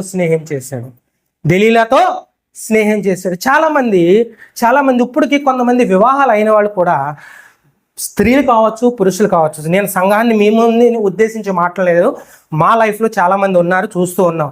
ఇప్పటికీ చాలామంది సాంగత్యాలు చేస్తూ ఉన్నారు. దేని సాంగత్యం? వేశ్య సాంగత్యాలు, పరస్త్రీ సాంగత్యాలు చేస్తూ ఉన్నారు. విచిత్రం ఏంటంటే, నా పక్కన ఒక అతను కూర్చున్నాడు. చాలా వయసు, దాదాపు ఒక 40 సంవత్సరాలు దాటే ఉంటాయి. ఆ ఫోన్లో అంటున్నాడు, ఇప్పుడు భార్యతో మాట్లాడినప్పుడు పరస్త్రీతో మాట్లాడినప్పుడు తేడా తెలుస్తుంది. అవునండి అయ్యగారు, తేడా తెలుస్తుంది. ఆడు అంటున్నాడు, ఆమె తిన్నావా? ఏమంటున్నాడు అంటే భోజనం చేసావా అని. ఆమె తిన్నావా అంటున్నాడు. ఆడు మాటలకు అర్థమై, అదే భార్య అనుకో, తినవా, నేను వస్తానులే, తినే నువ్వు. ఇది భార్యతో మాట్లాడే విధానం. ప్రియురాలతో మాట్లాడే విధానం ఎలాగుంటుంది? ఆమె తిన్నావా, ఇది ప్రియురాలతో మాట్లాడే విధానం. ఇతను కూడా, దెలీలా కూడా అతన్ని లోపరుచుకుంది చక్కగా. ఎందుకు లోపరుచుకుందంటే ఏదో ఇతన్ని చేయాలని లోపరుచుకుంది. చాలా లాలనగా మాట్లాడుతూ ఉంటారు చాలా మాటలు. అక్కడ మీకు తెలుస్తే దాంట్లో ఆ 15 అధ్యాయం అంతా చదువుకోండి. చాలా లాలనగా మాట్లాడుతూ ఉంటుంది. నీ బలం ఎక్కడుంది, ఇదేంటిది, తొడ మీద పడుకోబెట్టుకుని మరి చక్కగా ముద్దులాడుతూ ఉంటుంది. 2 సార్లు చెప్తాడు, 2 సార్లు కూడా ఫెయిల్ అవుతుంది. ఇదేంటి ఇలా చేసావు, నేను ఇంత చక్కగా అడిగాను నిన్ను, నువ్వు తప్పు చెప్పావు, నిజం చెప్పు. ఇదేనా కదా అక్కడ మాటలు ఉంటాయి, డిస్కషన్ ఉంటుంది, మీరు చదవండి. అది అంటే అలా కాదా అని అసలు నిజం 3వసారి చెప్పేస్తాడు. నా బలం ఎక్కడుంది? అప్పుడు వెంటనే క్షవరం చేయించేసిన తర్వాత ఎక్కడ కట్టేస్తాడు? గుడిలో అతన్ని కట్టేస్తారు. కట్టేసి ఏం చేశారు? కళ్ళు పీకేస్తారు. దేవునికి స్తోత్రం. హల్లెలూయా. అంత బలాఢ్యుడు, ఒక గాడిద ఎముకతో 1000 మందిని చంపిన బలాఢ్యుడు ఏం చేశాడు? వెళ్ళిపోయి వేశ్య సాంగత్యం చేశాడు. అనగా ఏం చేశాడంటే పాపము చేశాడు. మనం అటువంటి తప్పుడు పనులు ఏమి చేయలేదు. అసూయ పాపము, ఈర్ష్య పాపము, అల్లరితో కూడిన ఆటపాటలు పాపము. ఇంతమందిని చంపేనే, నా బలం అంతా ఏమైపోయింది అని అనుకున్నాడు. 3000 మంది చూస్తున్నారంట. అక్కడ మాట చదవండి, 16వ అధ్యాయం 28వ వచనం. న్యాయాధిపతుల గ్రంథము 16వ అధ్యాయం 28వ వచనం. ఒక్కలే చదవండి, అక్కడ మంచి మాట. 16వ అధ్యాయం 28వ వచనం. ప్రభువా, దేవా, అక్కడే ఉండండి మీరు. అక్కడ సంసోను గారు ఏమైంది? కట్టి పడేశారు, గొలుసులతో కట్టి పడేశారు, 2 కళ్ళు పీకేశారు. అప్పుడు అక్కడ చేస్తున్న అంటే అతను ఏం చేశాడు? దేవుని వ్యతిరేకంగా పాపం చేశాడు. అక్కడ చేస్తున్న ప్రార్థన ఏంటంటే 16:28లో, దేవా, మళ్ళీ చదవండి, అక్కడే ఉండమన్నాను. దయచేసి ఈసారి మాత్రమే నన్ను బలపరచుము. పైకి చదవండి మళ్ళీ, అది 16:28 నుంచి స్టార్ట్ అవ్వండి.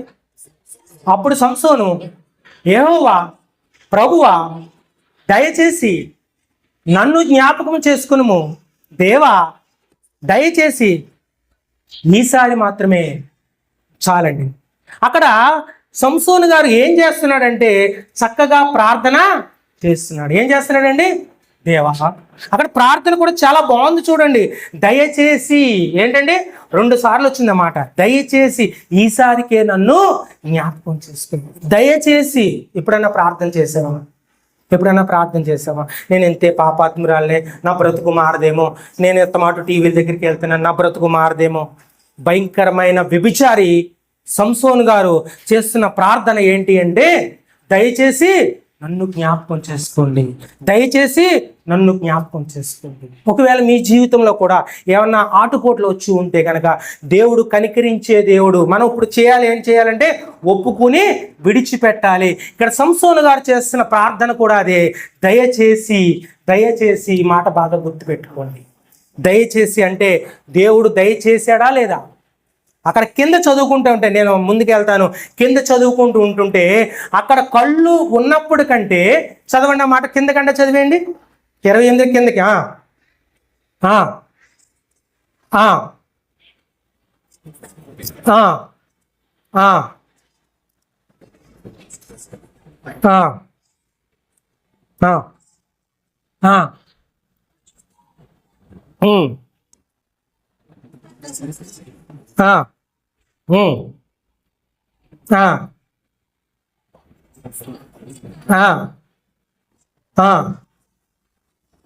ఎక్కువగా ఉన్నాయి. దేవునికి స్తోత్రం. అంటే అతను బతికున్నప్పుడు ఎంతమందిని చంపాడని చూసుకున్నాం మనం. గాడిద ఎముకతో 1000 మందిని చంపాడు. గాడిద ఎముకతో 1000 మందిని చంపేశాడు. మళ్ళీ తప్పు చేశాడు అతను. మనకలాగే తప్పు చేశాడు. నేను చెప్తాను, నేను కూడా తప్పు చేశాను, అందుకు నన్ను ఉద్దేశించి. మనకలాగే తప్పు చేశాడు అతను. తప్పు చేసి తప్పును కంటిన్యూ చేసుకున్నాడా, విడిచిపెట్టేశాడు. ఎలాగ విడిచిపెట్టాడంటే, ప్రభువా దయచేసి నన్ను జ్ఞాపకం చేసుకో. వెంటనే దేవుడు జ్ఞాపకము చేసుకున్నాడు. అక్కడ 3000 మంది చూస్తున్నట్టుగా ఉంటుంది. ఎప్పుడైతే ఆ బలాన్ని ఎలాగ అన్నాడో, అక్కడ బతుకున్న, అంటే ఉన్నప్పుడు కంటే కళ్ళు లేనప్పుడు ఎక్కువ మందిని చంపాడంట. దేవునికి స్తోత్రం, హల్లెలూయా. అంటే మన దేవుడు నీ పాపాలను ఒప్పుకుని విడిచిపెడితే గనక, నీ జీవితంలో ఇప్పటి వరకు నీ జీవితంలో ఏ మేలు జరగలేదేమో, ఇప్పుడు నుంచి సంసోనులాగా నువ్వు ప్రార్థన చేయగలిగితే, సంసోనులాగా నువ్వు గోజాడితే గనక, తప్పనిసరిగా సంసోన్ని రక్షించిన దేవుడు, సంసోనికి విజయం ఇచ్చిన దేవుడు నీకు కూడా తప్పనిసరిగా విజయము ఇవ్వడు. దేవునికి స్తోత్రం, హల్లెలూయా. ఎవరో మలికూలు లేరు. దేవుడు విజయము, గట్టిగా చెప్పండి, దేవుడు విజయము ఇస్తాడు. దేవునికి స్తోత్రం. అప్పుడు సంసోనుకి ఇచ్చిన దేవుడే, అప్పుడు ఉన్న దేవుడే ఇప్పుడు కూడా ఉంటాడు. కారణం ఏంటి అంటే, సంసోను గారు ఒక్కసారి నన్ను జ్ఞాపకము చేసుకున్నాడు. దయతో అన్నాడు. దేవునికి స్తోత్రం. నన్ను జ్ఞాపకం చేసుకొని కాలరెగలేదు, దయతో నన్ను జ్ఞాపకం చేసుకొని. ఈ విధంగా నువ్వు కన్నీటి ప్రార్థన చేయగలిగితే దేవుడు నీ జీవితంలో కూడా అద్భుతాలు చేస్తాడు. ఒక వ్యభిచారిని, దెలీలాని స్నేహం చేసిన వ్యక్తిని దేవుడు రక్షించాడు అంటే కనుక, ఈరోజు నువ్వు ఆ విషయాలు చేయకపోవచ్చు, కానీ నీలో ఈర్ష్య ఉంటే, నీలో కోపం ఉంటే, నీలో అసూయ ఉంటే కనుక, తండ్రి దయచేసి నన్ను జ్ఞాపకం చేసుకో. నా బిడ్డల మీద కోపపడ్డాను, దయచేసి నన్ను జ్ఞాపకం చేసుకో. నా భర్త తాగుపోతే అత్తమాట ఇబ్బంది పెడుతున్నాను, దయచేసి నన్ను జ్ఞాపకం చేసుకో. అతను మారేలాగా నేను ప్రార్థనలో ఎదగాలని ప్రార్థన చేయండి. నా కుటుంబంలో శాంతి లేదయ్యా, నా కుటుంబంలో శాంతి కావాలని ప్రార్థన చేయండి. దయతో నన్ను జ్ఞాపకం చేసుకోండి ప్రభా. ఎన్నాళ్ళు ఈ బలికి మాలని జీవితం అని దయతో సంసోను గారు ఏ విధంగా ప్రార్థన చేశాడు, నీ ప్రార్థనకి కూడా దేవుడు జవాబు ఇస్తాడు. దేవునికి స్తోత్రం, హల్లెలూయా. ఎందుకు ఇస్తాడు అంటే గనక, సంసోనికి ఇచ్చాడు, నీకు ఇస్తాడు. అదే దేవుడు మన మధ్యన ఉన్నాడు. దేవునికి స్తోత్రం, హల్లెలూయా. రెండవ మాటగా నేర్చుకుందాం. ఇతను కూడా బాగా తెలుసు, ఇతను కూడా అదే పని చేశాడు. ఏం చేశాడు? దావీదు గారు తెలుసా? ఎప్పుడు చూశాడు? తెలుసు అన్నారు, వాక్యంలో విన్నాను. దావీదు గారు కూడా ఏం చేశాడు? పాపం చేశాడు. నా ఇష్టానుసారుడైన మనుష్యుడు, దేవునితో సాక్ష్యం చెప్పించుకుంటున్న వ్యక్తి ఇతను. నా ఇష్టానుసారమైన మనుష్యుడు, అంత గొప్పవాడు. గొర్రెల కాపర్ల నుంచి ఎక్కడ పంపించాడు దేవుడు? రాజుగా నియమించాడు. ఎవరితో స్నేహం చేశాడు? ఊరియా భార్య ఎవరితో? బెత్షెబాతో స్నానం చేస్తుంది ఆవిడ. ఆయన అలా పైన విహరిస్తూ ఉన్నాడు. ఆయన చూపు ఆమె మీద పడింది. ఎవరివిడి? ఏదేమైనా అందంగా ఉంటుందంటే అక్కడ రాస్తాడు. ఏదేమైనా సరే దీన్ని మోహించాలి, ఈమెతో ఉండాలని పాపం చేసిన వ్యక్తి. పాపం చేశాడు, కరెక్టే. ఆ పాపం వల్ల ఏం జరిగిందంటే బెత్షెబాకి గర్భము దాల్చింది. ఇది నా వల్లే జరుగుతుంది అనుకుని, ఒకవేళ ఈ తప్పు నా మీద పడిపోతుంది అనుకుని ఆ యూరియా గారిని ఏం చేశాడంటే ఏదేమైనా సరే చంపించేయాలన్న ముందు ఒక ఆలోచన వచ్చింది. ఏమిటి అంటే ఒక్కసారి నువ్వు ఇంటికి వెళ్ళు. ఏమన్నాడు? ఒక్కసారి నువ్వు ఇంటికి వెళ్ళిరా అంటే పాప మా యూరియా గారు ఏమన్నారు, నా జనం అంతా ఇక్కడే ఉన్నారు కదా, వాళ్ళు కష్టపడి యుద్ధం చేస్తున్నారు కదా, నేను ఇంటికి వెళ్ళి రెస్ట్ తీసుకోవడం ఏంటి నాయన, అది తప్పది, నేను ఇక్కడే ఉంటానని 2 సార్లు అడిగినట్టుగా చూస్తున్నాం. కానీ యూరియా గారు మాత్రం ఇంటికి వెళ్ళలేదు. ఇంటికి వెళ్ళలేకపోతే ఈ నిందంతా నా మీదే పడిపోతుంది అని ఏం చేశాడంటే యూరియా గారిని యుద్ధంలో చంపించినట్టుగా చూస్తున్నాం. దేవునికి స్తోత్రం. ఎవరో మనుష్యుడు? దావీదు గారు. దావీదు గారు ఎవరు? దేవుడికి ఇష్టానుసారుడైన మనుష్యుడు. మనం కూడా దేవుడికి ఇష్టానుసారుడమైన మనుష్యులమే. ఎందుకంటే ఈరోజు తల్లి గర్భం నుంచి మనం బయటకు వచ్చామంటే కనుక మనతో పాటు చాలామంది పుట్టారు. మనతో పాటు ఆ యొక్క క్రమంలో మనతో పాటు చాలామంది పుట్టారు. అందరూ చనిపోయారు. మనమే తల్లి గర్భంలో అన్నలలోకి చేర్చాం. గల కారణం ఏంటంటే ఎఫ్సి పత్రికలో జగత్తు పునాది వేయబడక మునుపు నిన్ను దేవుడు ఏర్పాటు చేసుకున్నాడు. అందుకే నిన్ను నిర్మూలన కాకుండా ఈరోజు ఉంచాడు. దేవునికి స్తోత్రం. ఈ చరిత్ర చెప్పుకుంటూ ఈరోజు నువ్వు ఉన్నావు అంటే, కరోనా వచ్చినా ఉన్నావు అంటే దేవుని కృప నీ మీద ఉంటూ ఉన్నది. దేవునికి స్తోత్రం. నువ్వు కూడా ఇష్టానుసారుడమైన మనుషుడివే. దావీదులాగా ఇష్టానుసారుడమైన మనుషుడివే. కానీ దావీదులాగా మాత్రం నువ్వు వ్యభిచారం చేయలేదు. నీలో ఏముంది? ఈర్ష్య ఉండొచ్చు, నీలో పాపం ఉండొచ్చు, అల్లరితో కూడిన ఆటపాటలు ఉండొచ్చు. అది కూడా పాపం అని బైబిల్ చెప్తూ ఉంది. ఎప్పుడైతే దావీదు గారు ఈ విధంగా పడిపోయాడో, నాతాను వచ్చి నువ్వు పాపం చేసావని చెప్పినప్పుడు చూద్దాం, ఆ మాట చూసుకుందాం. 2 సమూయేలు 12:13, 12వ అధ్యాయం 13వ వచనం. 2 సమూయేలు గ్రంథము 12వ అధ్యాయం 13వ వచనం. నేను పాపము చేసి తిని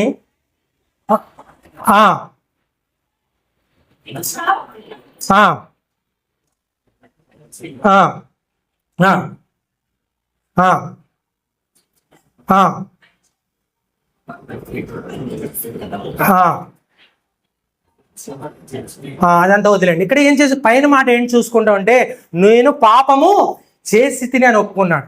ఏం చేశాడండి? పాపం ఏం చేశాడు? ఒప్పుకున్నాడా? కప్పుకున్నాడా? ఒక ఆయన మాత్రం కప్పుకున్నాడు. ఎవరైనా చెప్పండి. బైబిల్లో ఒక ఆయన మాత్రం పాపం కప్పుకున్నాడు. స్టార్టింగ్లోనే కప్పేసుకున్నాడు.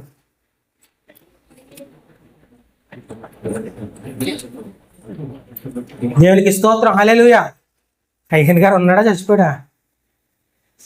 ఆదాము గారు. ఎవరు? ఆదాము గారు ఏం చేశాడంటే తన పాపాన్ని కప్పుకున్నాడు. హెబ్రీ పత్రికలు ఉంటుంది చూడండి, అది యోబు గ్రంథంలో ఉంటుంది చూడండి, 31వ అధ్యాయము. యోబు గ్రంథము కీర్తనల పక్కన ఉంటుంది. 31వ అధ్యాయము కొంచెం గట్టిగా చదవండి. అది 31వ అధ్యాయం 33, 34. ఆదాము చేసినట్లు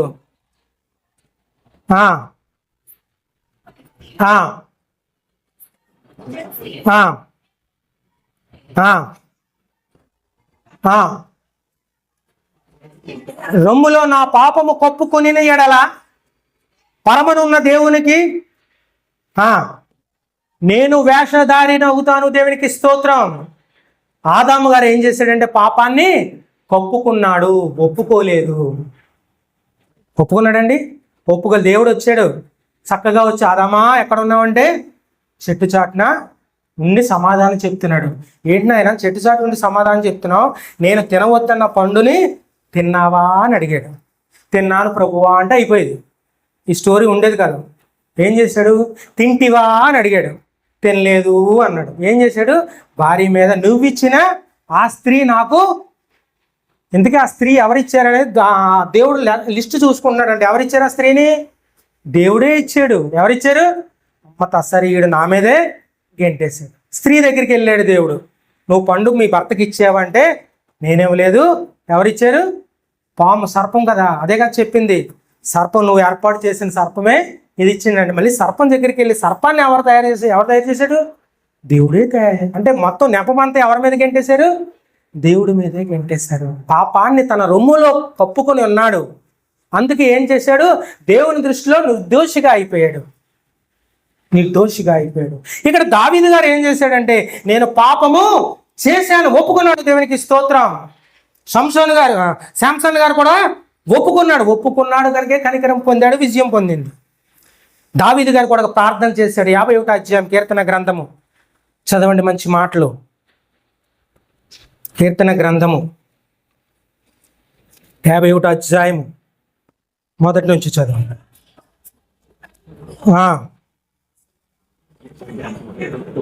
ఇక్కడ చాలా జాగ్రత్తగా చదవాలి. ఇందాక సంసోను గారు ఏం చేశాడంటే, ప్రభువా దయచేసి నన్ను జ్ఞాపకము చేసుకోండి అన్నాడు. ఆ ప్రార్థన చాలా చాలా వినసొంపుగా ఉంది, హృదయానికి హత్తుకునేలాగా ఉంది, దేవుడికి టచ్ అయిపోయేలాగా ఉంది. దయచేసి. ఇప్పుడు మనం ఒకళ్ళ దగ్గరికి అప్పుకి వెళ్ళామండి, అప్పు తెచ్చేసుకున్నాం 1,00,000 రూపాయలు. ఆడు ఫోన్ల మీద ఫోన్లు చేస్తున్నాడు, నేను ఇస్తాను తర్వాత చూస్తాను, ఇలా 2 నాళ్ళు గడిపాము. కోర్టుకి వేసేస్తాను అన్నాడు. ఏమన్నాడు? కోర్టుకి వేసేస్తాను అన్నాడు. కోర్టుకి వేసినప్పుడు కూడా నువ్వు తలపవర్గం ఉన్నావు అనుకో, నిజంగానే కోర్టుకి వెళ్ళిపో. ఇప్పుడు నువ్వేం చేయాలంటే ఆయన దగ్గరికి వెళ్ళిపోయి, నాయన నా పెళ్లి చేసుకుంటున్నాను, దయచేసి ఈసారికి 1-2 నెలలు గడువు, 1-3 నెలలు దయచేసి ఎవరొకరు పెద్దని తీసుకెళ్తాం దయచేసి అంటే అతను ఒప్పుకుంటాడా? ఒప్పుకోడా? ఒప్పుకుంటాడు. మానవ నైజం అది. ఎందుకంటే దేవుని దగ్గరికి వచ్చింది. దయచేసి ఒక్కసారి క్షమించు. ఈ 1-2 నెలలు టైం అంతే. తలపొగరితో ఫోన్ చేస్తే 2 నెలలు కాదుగా, ఒక క్షణం కూడా టైం. సంసోను గారు అలాగే ప్రార్థన చేశాడు. దావీదు గారు కూడా మనం నేర్చుకోవాలి. మధ్యాహ్న కాల సమయంలో వాళ్ళ ప్రార్థనలు ఎలాగున్నాయో నేర్చుకుంటే మనం కూడా విజయము పొందేయవచ్చు. ఇక్కడ దావీదు గారు కూడా పాపం చేశాడు, తను కూడా ఒప్పుకుని ప్రార్థన చేస్తున్నాడు. ఏమంటే, దేవా నీ కృప చొప్పున నన్ను కరుణింపు అంటున్నాడు. దేవునికి స్తోత్రం. కరుణించండి ప్రభా, దేవా కరుణించు. కింద చదవండి, నీ వాత్సల్య బాహుళ్యం చొప్పున నా దోషం పోవునట్లు నన్ను బావుగా కడుము, నా పాపం పోవునట్లు నన్ను పవిత్రపరచుము. తెలిసే ఉన్నవి నా పాపం ఎల్లప్పుడూ నా ఎదుటే. గొప్ప ప్రార్థన చేస్తున్నాడు. దావీదు గారు కూడా తప్పు చేశాడు. దేవుడికి ఇష్టానుసారుడైన మనుషుడు. అతను కూడా వేశ్యతో తప్పు చేశాడు, అంటే ఒక స్త్రీతో తప్పు చేశాడు. ఇక్కడికి వచ్చి ప్రార్థన పైన రాసి ఉంటుంది మీకు. దావీదు గారు బెత్షెబా యొద్దకు వెళ్ళిన తరువాత నాతాను ప్రవక్త అతని యొద్దకు వచ్చినప్పుడు అతను రచించిన కీర్తనలు అని ఉంటుంది. దేవునికి స్తోత్రం. హల్లెలూయా. ఇలాగ నువ్వు ఎప్పుడైతే ప్రార్థన చేయగలిగావో దేవుడు కూడా నిన్ను కూడా రక్షిస్తాడు. ఇతను కూడా ఎక్కడున్నాడంటే, ఈయన కూడా చనిపోయాడు. ఎక్కడంటే హెబ్రీ పత్రికలో ఉంటుంది అన్నమాట. విజయస్తులు ఉన్న లిస్టులో కూడా ఈయన కూడా ఉండడం జరిగింది. ఇక్కడ ఒప్పుకుని విడిచిపెట్టిన తర్వాత ఇక్కడ 13వ వచనం చదవండి. 51:13. అప్పుడు అతిక్రమములు చేయి వారికి నా త్రోవలను బోధించేదను, పాపులను నీ తట్టు తిరుగుదురు. దేవునికి స్తోత్రం. హల్లెలూయా. ఇక్కడ చాలా చాలా ఆలోచించవలసిన మాట ఏంటంటే, అప్పుడు అంటున్నాడు. ఎప్పుడు దేవుడు క్షమించినప్పుడు. మిమ్మల్ని అందరినీ కూడా దేవుడు క్షమించాడు. అప్పుడు దేవుడు క్షమించిన తర్వాత నువ్వు గుళ్ళోకి వచ్చి ప్రార్థన చేయడం కాదు.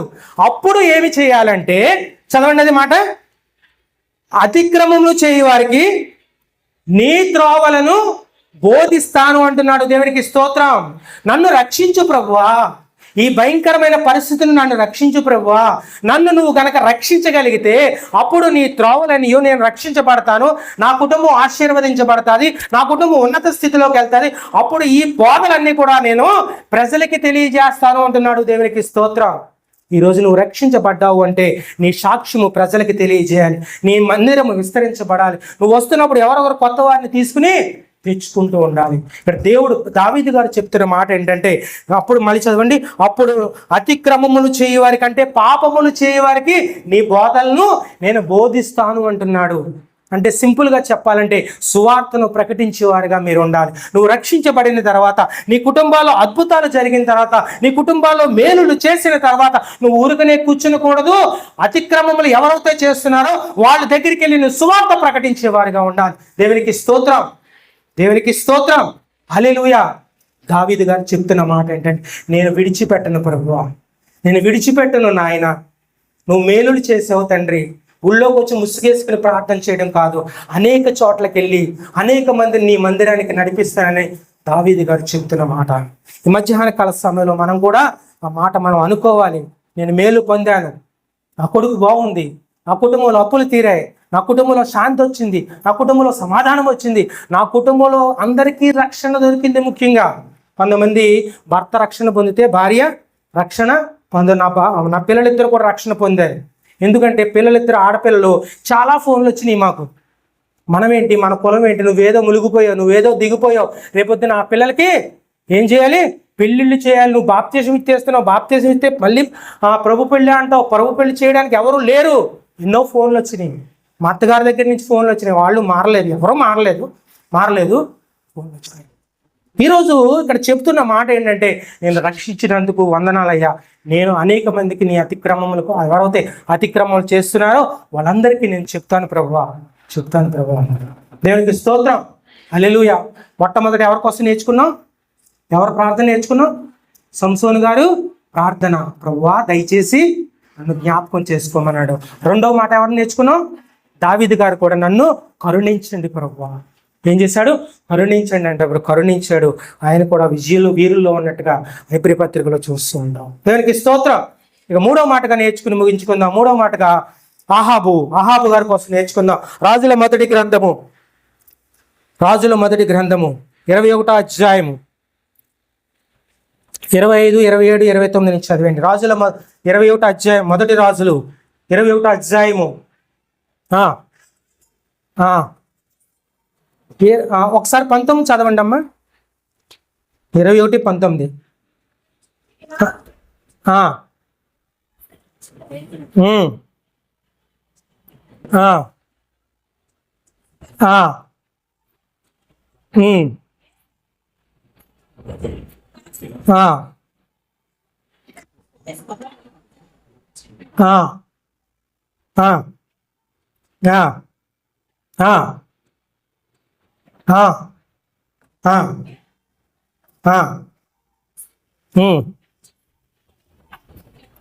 ఏం చేశాడు? కీడు చేయడానికి నిన్ను నువ్వే అమ్ముకున్నావు కనుక అక్కడ ఆగండి. దేవునికి స్తోత్రం. ఇక్కడ అహాబు గారు ఎవరి మాట విన్నారు? భార్య మాట విన్నాడు. భార్య మాట వినడం తప్పంటారా? మన జీవితాల్లో మన భర్త భార్య మాట వినాలి. వింటేనా సంసారం ముందుకు వెళ్తుంది, లేకపోతే వెళ్ళదు.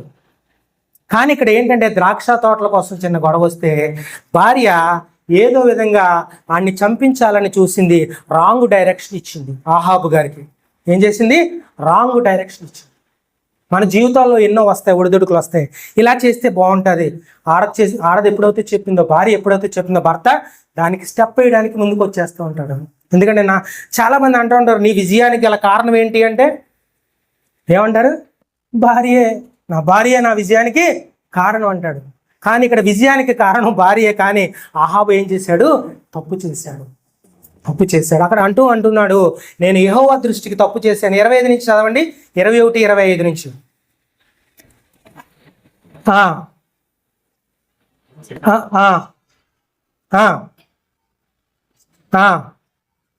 యెహోవా దృష్టికి కీడు చేయు. అక్కడ మాట మళ్ళీ అక్కడే రిపీట్ చేయండి. అహాబు వంటి వాడు, బాగా గుర్తుపెట్టుకోండి ఈ మాట. అహాబు వంటి దరిద్రుడు, చెప్పాలంటే ఎలాగా? అహాబు వంటి వాడు ఎవడూ లేడు. ఇటువంటి అక్కడ స్టాంప్ వేసేసాడు దేవుడు. ఇటువంటి దరిద్రుడు ఎవడూ లేడు. అహాబు వంటి వాడు ఎవడూ లేడు. చాలా నీచుడు అన్నట్టుగా చెప్తున్నాడు. చదవండి, కంటిన్యూషన్ చేయండి.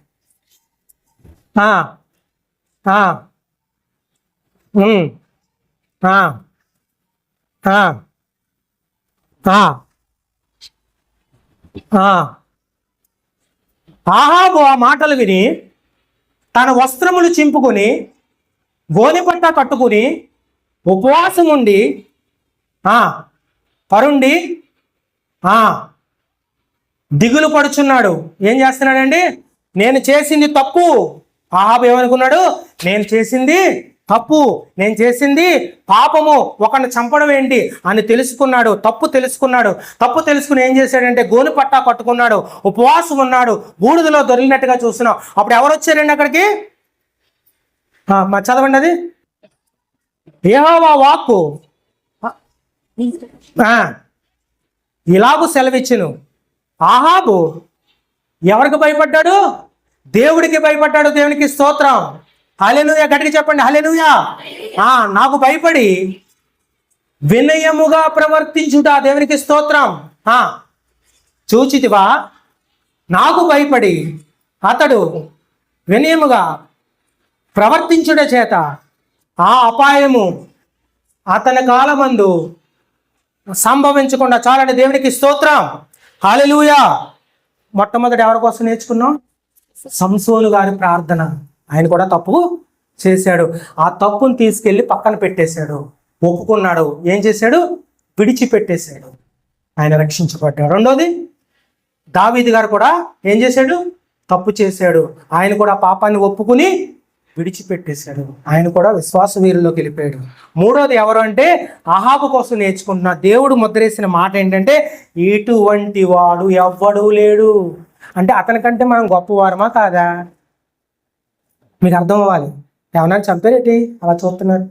అహాబు చంపేయాడు కదా, మరి అదే ఆ డైరెక్షన్లో భార్య వాళ్ళు. అంటే అటువంటి వాడి కంటే మనం ఉన్నతులమే. అటువంటి వాడు ఎవ్వడూ లేడు. మీరు ధన్యులు. వీళ్ళు ఈర్ష్య ఉందేమో పక్కన పెట్టండి, వీళ్ళు కోపం ఉందేమో పక్కన పెట్టండి, అల్లరితో కూడిన ఆటపాటలు ఉన్నాయేమో పక్కన పెట్టండి. ఇటువంటి వాడు ఎవడూ లేడు. ఇతడు నాకు భయపడ్డాడు. దేవునికి స్తోత్రం. ఏం చేశాడు? భయపడ్డాడు. ఎలాగ ప్రవర్తించాడంటే అక్కడ ఉంటుంది, వినయముగా ప్రవర్తించాడు. ప్రార్థన అండి. ఎలాగ వినయంగా ప్రవర్తించాడు అంటే అక్కడ కూడా లెక్కేసుకుంటే ఉపవాసం ఉండి వినయంగా ప్రవర్తించాడు. దేవునికి స్తోత్రం. ఈరోజు ఉపవాసం ఉంటున్నావు, ఎలాగ ప్రవర్తిస్తూ ఉన్నావు, నీ జీవితం ఎలా ఉంది? ఈ 2 రోజులు కూడా నేర్పుకుంటారు మీకు ఉపవాసం ఎలా ఉండాలి, ఏ విధంగా ఉండాలి. ఇక్కడ అహాబు ద్వారాగా మనం నేర్చుకోవాల్సిన మాట ఏంటంటే వినయముగా ఉన్నాడు. నాకు భయపడ్డాడని ఎవరు సాక్ష్యం చెప్తున్నారు? మాట్లాడాలి. ఎవడు? దేవుడే సాక్ష్యం చెప్తున్నాడు ఏలియా ప్రవక్త ద్వారాగా. ఇతడు నాకు భయపడ్డాడు. నీ జీవితంలో కూడా దేవుడు నీకు సాక్ష్యం చెప్పేవారుగా ఉండాలి. ఈ బిడ్డ నా బిడ్డ నాకు భయపడి ప్రార్థన చేసుకుంటుంది, ఆ పాపాన్ని ఒప్పుకుంటుంది. ఇతడు వినయముగా ప్రవర్తిస్తున్నాడు. అతని మీదకి ఏదైనా శాపాలు ఉంటే కనుక శాపాలు నేను తప్పిస్తాను. నీ జీవితంలో శాపాలు రానివ్వను. అహాబు కూడా అదే చెప్తున్నాడు మాట. దేవుడు చెప్తున్న మాట ఏంటంటే ఇక్కడ ఆ జీవితంలో, ఈ వంశంలో, లేకపోతే ఈ కాలంలో అతనికి రానివ్వను, శోకం రానివ్వను, కీడు రానివ్వను అని చెప్తున్నాడు. దేవునికి స్తోత్రం. వీళ్ళు ముగ్గురు కూడా చక్కటి ప్రార్థనలు చేశారు. మొదటివారు, ప్రభువా దయచేసి నన్ను జ్ఞాపకం చేసుకోమని సంసోను గారు చెప్పారు. దావీదు గారు చెప్పారు, నన్ను కరుణించు ప్రభువా, నన్ను కరుణిస్తే నేను కరుణించినట్టుగా ఇంటిలో ఉండిపోను, ముసుగేసుకుని చర్చిలోకి వచ్చాను. ఎవరైతే అతిక్రమములు చేస్తున్నారో వాళ్ళందరికీ నేను సువార్తను చేసేస్తూ ఉంటాను, సువార్తను ప్రకటించేస్తూ ఉంటాను, అనేక మందిని తీసుకొస్తూ ఉంటానని దావీదు గారు ప్రార్థన చేశాడు. దావీదు గారు చేసిన ప్రార్థన దేవుడు ఆలకించాడు. అహాబు కూడా ప్రార్థన చేశాడు. నేను చేసింది తప్పు అనుకున్నాడు, వినయంగా ప్రవర్తించాడు, ఉపవాసం ఉండి ప్రార్థన చేశాడు. ఈ ముగ్గురికి కూడా విజయం ఇచ్చింది. నీ జీవితంలో రాదా? ప్రశ్న. ఎవరో మాట్లాడతలేదు, రాదు అన్నట్టుగా. వస్తుందండి. వస్తుంది అంటే ఏం చేయాలి? మనం ప్రార్థన చేయాలి. ఒక మాట, మంచి మాట అక్కడ ఉన్నాం. సామెతల గ్రంథంలో 3 విషయాలు నేర్చుకున్నాం కదా. మన అతిక్రమములను దాచిపెట్టకూడదు, ఒప్పుకోవాలి. 3వది మనం చేయటం లేదు, విడిచిపెట్టాలి. విడిచిపెట్టేవారుగా మనం ఉంటే వీళ్ళు ముగ్గురు కూడా విడిచిపెట్టారు. అందుకే విశ్వాస వీరులో వెళ్ళిపోయారు. వాళ్ళు తప్పు చేశారు, మనకంటే భయంకరమైన పాపములు చేశారు, మనకంటే భయంకరంగా హత్యలు చేశారు, వేచ సాంగత్యంతో ఉన్నారు. మనం అటువంటి ఏమి చేయట్లేదు. చిన్న చిన్న భర్తను తిట్టడం, భార్యను తిట్టడం, పిల్లలు తిట్టడం, అసూయ, ద్వేషం, ఇవన్నీ గనక విడిచిపెడితే రక్షింపనేరకి ఉండినట్లు నా హస్తము పొరచ కాలేదు, విననేరకి ఉండినట్లు నా చెవులు అందము కాలేదు. దేవుడు నీ ప్రార్థన ఆలకించువాడుగా ఉన్నాడు. ఇంతవరకు ఒకవేళ నీ ప్రార్థన సరిగ్గా జవాబు రాలేదు అంటే గనక ఈ మధ్యాహ్న కాల సమయంలో నువ్వేదో విడిచిపెట్టడం లేదు, ఒప్పుకుంటున్నావు, దాచిపెట్టడం లేదు, కానీ విడిచిపెట్టడం లేదు అని ఒక ఆలోచన అయితే మీలో వచ్చిందో మీ జీవితాల్లో అద్భుతాలు చేస్తాడు.